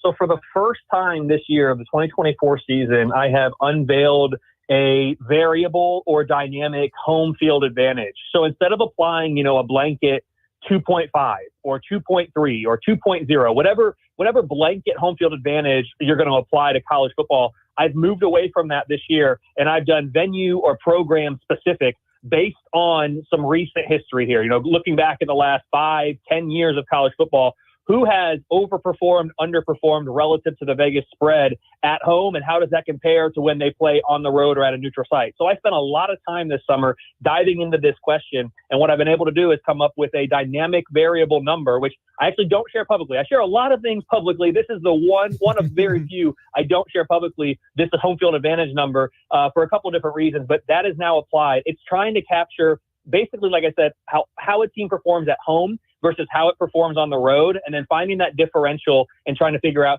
which home field advantages are actually worth a little bit more than a standard, 2.5, and which ones are worth less. And so I've tried to apply that now. It still falls short in the sense of, the model doesn't know what time of a day that the game is playing. So if you're playing at South Carolina at night against a rival team or, a highly power rated or ranked team, you're probably going to get a little bit more juice than if you play, a G5 team at noon on a Saturday, right? The model doesn't know the time of day, the opponent. It also doesn't know the weather conditions. And so we're doing the best we can to try to incorporate that stuff. And I feel like this year is another step forward, but certainly there's room to continue growing with the home field advantage aspect of the model. He is K Ford of Kelley Ford Ratings. It's kfordratings.com.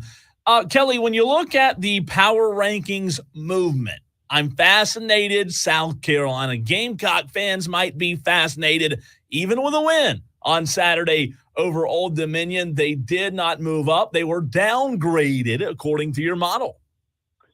Yeah, and again, I hate to do it to the South Carolina fans that are listening, but it's all about how did any team perform in the game? Not a win-loss. How did you play on a down-to-down, drive-to-drive basis, offense, defense, special teams?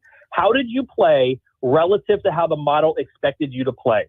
And the model going into the game against Old Dominion expected South Carolina to play more efficiently, have more success really on both sides of the ball. And that would have, in most cases, led to a larger margin than just 4 points against an Old Dominion team that my numbers have power rated kind of in the 90s. And so South Carolina, despite the win, was downgraded just over a field goal in my model. So South Carolina is still in the top 50 of the power ratings, number 47 this week, competitive with the well above FBS average. But as we've talked about on this show and as I've talked about at other places, when you're in the SEC and there's so many highly power rated teams, the mid 40s, that's not going to lead to the most optimistic conference win totals or even overall win totals. So right now, my projections for South Carolina, even though they got the win, it's down to a 44% chance to go bowling for the Gamecocks this year. I certainly hope I'm wrong. I hope they can bounce back, and it's going to be a big test this week at Kentucky. My numbers do like the Wildcats in that game with about a 73% win expectancy. So if South Carolina can perform better than the model's expecting, there'll be a little bit of a bounce back. But yes, week one was not kind to South Carolina in the model because of how the Gamecocks played relative to the expectation against Old Dominion. Kelly, let's talk about the game that's right here in our backyard. App State at Clemson. Clemson obviously performed very badly offensively the whole game against Georgia. Defensively, they had a stellar, strong first half, and then the floodgates just opened and the streets of Atlanta ran red with Georgia red. App State faced an inferior opponent last year that they kind of toyed around with up to the beginning of the second half and then kind of poured it on late.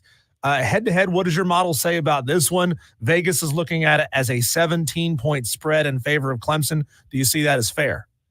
17 is about right. I've got an 86% win expectancy for Clemson in this one. And if you look at, breaking down either side of the ball, I think really where Clemson's going to have the advantage, at least based on what my numbers are telling us right now, is with the Clemson offense against that App State defense. I've got the Clemson offense right now inside the top 50 of the power ratings. It's the App State defense that's concerning to me, coming in right around number 100 right now. So App State on offense certainly has the firepower, I think, to test this Clemson defense, and it'll probably be a pretty decent matchup on that side of the ball. But the fact that it's in Death Valley and that Clemson, coming off a loss to Georgia, certainly knows that they've lost a little bit of their margin for error. You're not going to hold a loss to Georgia to neutral site against anybody. That's the best team in college football, and it was away from home. So don't take that the wrong way. But they know that, hey, we cannot afford a loss here to App State before going into a bye week and starting our ACC play. So I think they're going to come out motivated, firing on all cylinders. App State, even if they don't get this one done, they're still going to have a lot in front of them here, and they're one of the favorites in the Sun Belt East for me, maybe them and James Madison right now. So either way, it's going to be a good litmus test for the Mountaineers, but I do expect Clemson to get the win and then to get recharged, reloaded, and get ready for this start of the ACC play after an off week, and then they'll welcome NC State to town. Kelly, let's go to the flip side of that coin. Now, what do your models say about South Carolina on the road at Kentucky Saturday and a huge SEC opener for the Gamecocks? Yeah, so it's a 27% win expectancy for South Carolina. If we look at the unit breakdowns, I do like the South Carolina defense to hold their own against Kentucky's offense. I think that's a strength-on-strength matchup, both coming in the top 30 right now. What concerns me a little bit is this game is on the road for South Carolina, like you said, and also this South Carolina defense that, again, right now the South Carolina offense, I should say, power rated in the mid-60s. This Kentucky defense is a top 25 unit. So I'm not sure if South Carolina is going to be able to score enough points. And again, we just saw the Old Dominion game. They got 23. That's not going to be good enough against the Kentucky team that's going to be better than Old Dominion was. So 27%, that's about 1 in 4 chance. So you play this game 4 times. The model says South Carolina is going to win one of them. So hopefully for Gamecock fans, that's the one we get on Saturday. But certainly this game, I talked about the NC State-Tennessee game being maybe a top 5 game this weekend. I think this is the top 5 game of the weekend as well. The South Carolina on the road at Kentucky. It's got a watchability score of 8.4 out of 10. So I'll definitely be tuned in and paying attention to this one. Kelly, I spent some time really digging into your one-possession game ratings. How does your percentage of one-possession games, typically bear out over the course of the season when it comes to its ability to predict teams who will win those one-possession games versus for the teams that don't play in the one-possession games? Does it bear out that teams who play in and win those have a higher percentage chance to win more of them? Yeah, so it can get interesting, and that's why I've decided to track it in kind of a more formal setting or format this year and put out the graphics every single week. Right now, they're a little bit bland because we've only played one game for most, 2 games for a couple teams. But it's definitely going to be interesting to see how it changes and evolves over the course of the season. Really what we see with the one possession games is more so than in any given 1 year, what we can learn from it. Certainly you're going to get teams like a TCU in 2022 or a Nebraska in 2021 on the flip side, not being able to win those games. Kansas State last year in one possession games had a pretty poor record. What we see is not so much in 1 year being able to draw as much about, hey, their ability to win these or their inability to win these. It's more of if you had a lot of one possession games the year before and you won a lot, you actually expect that the win total for the next year is going to probably be a little bit lower. And if you were in a lot of one possession games the year before and you lost a lot of those, you expect the win total the following year to be a little bit higher. So it's really a year-over-year analysis that we use for that, and that can help inform power ratings as well. But it's certainly going to be fun to track. Nevada this year, 1-1. They're the only team that's played 2. We've got about 17 teams that are 1-0 and another 11 teams that are winless in these kind of games now. So it's going to be interesting to see how all that plays out. But it's a year-over-year information base that we can really use when we're doing the projections in the preseason. Just fun to track during the year for me. Kelley, you're the man. Great stuff as always. But I have to know before we let you go, these graphics are pretty incredible. How long does Kelley Ford spend making graphics every week? So if you would have asked me that, 3 or 4 years ago, the answer would have been a few hours. Like it was very cumbersome. It was very manual input driven. Now I did a lot of work over the summer. I've learned a lot as I've done this over the last 4 or 5 years. Everything's template based.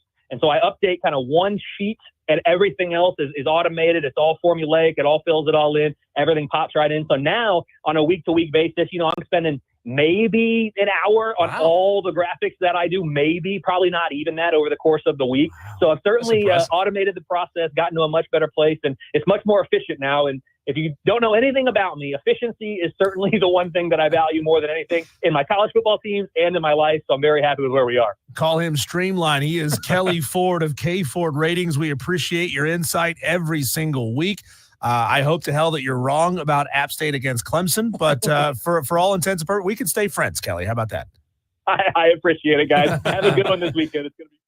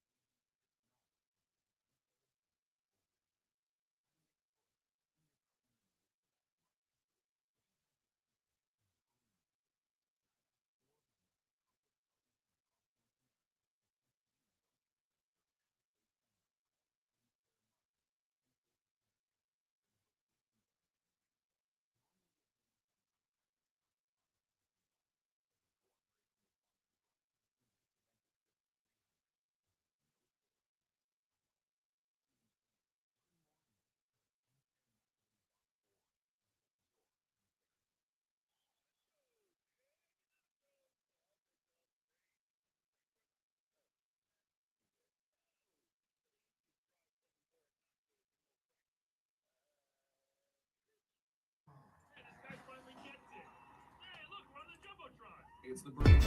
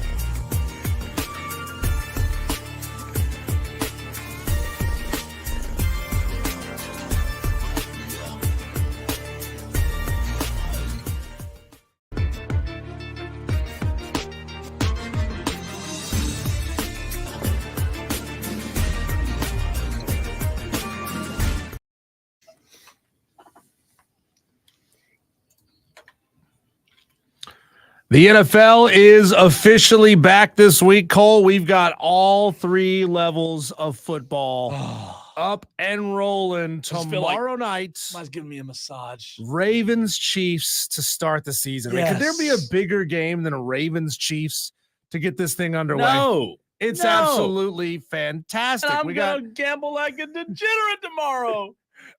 How many prop bets do you like to play in a given game? Is it just like whatever you feel? I'm not a big prop guy. Not a big prop guy. I just like taking the winner and loser. Yeah, or the over-unders. Yeah. Do you do the totals also? I like totals. Yeah. I like it. Okay. I like it all. I like. So you're gonna bet on bets. how long the national anthem is? That's fun. It Gatorade color. So far, I haven't found something you won't gamble on. It is fun. It makes it. Listen, even if it's like $2-3. Yeah. The Ravens tomorrow is to play. Is it? Ravens going to win tomorrow. What makes you say that? I just think Lamar with Derrick Henry, man, it's time. Like, this is their year. Travis Kelce still has a girlfriend, though, so he's not going to be distracted. I like the Ravens tomorrow. I really do. Okay. Not a bad play, even though they are on the road at Kansas City. Friday, we'll have a game as well. Packers, Eagles on Friday. Of course, that game is being played in Sao Paulo, Brazil. Why? Where they're having to really, really upgrade security. What is the purpose of this? What are we doing, Roger? Money. So Roger Goodell has done a lot to improve the bottom line for owners in the NFL, but he's not really doing a whole lot, in my mind, to improve the game day on-site feel of an NFL game, to the point where, like, we can look at college football and say we love the way college football feels, but we like the way the NFL looks. That's the big difference to me. And I want to start thinking about elements of the college game that we would love to see imported or incorporated into NFL football. Bands. You like the marching band? Hey, Carolina does have one. The Panthers have a band. Yeah, small, but it's a band. I like. So you want a big band? I just like the sound, the feel. Yeah. Okay, I'm with it, but you'd have to really expand those bands.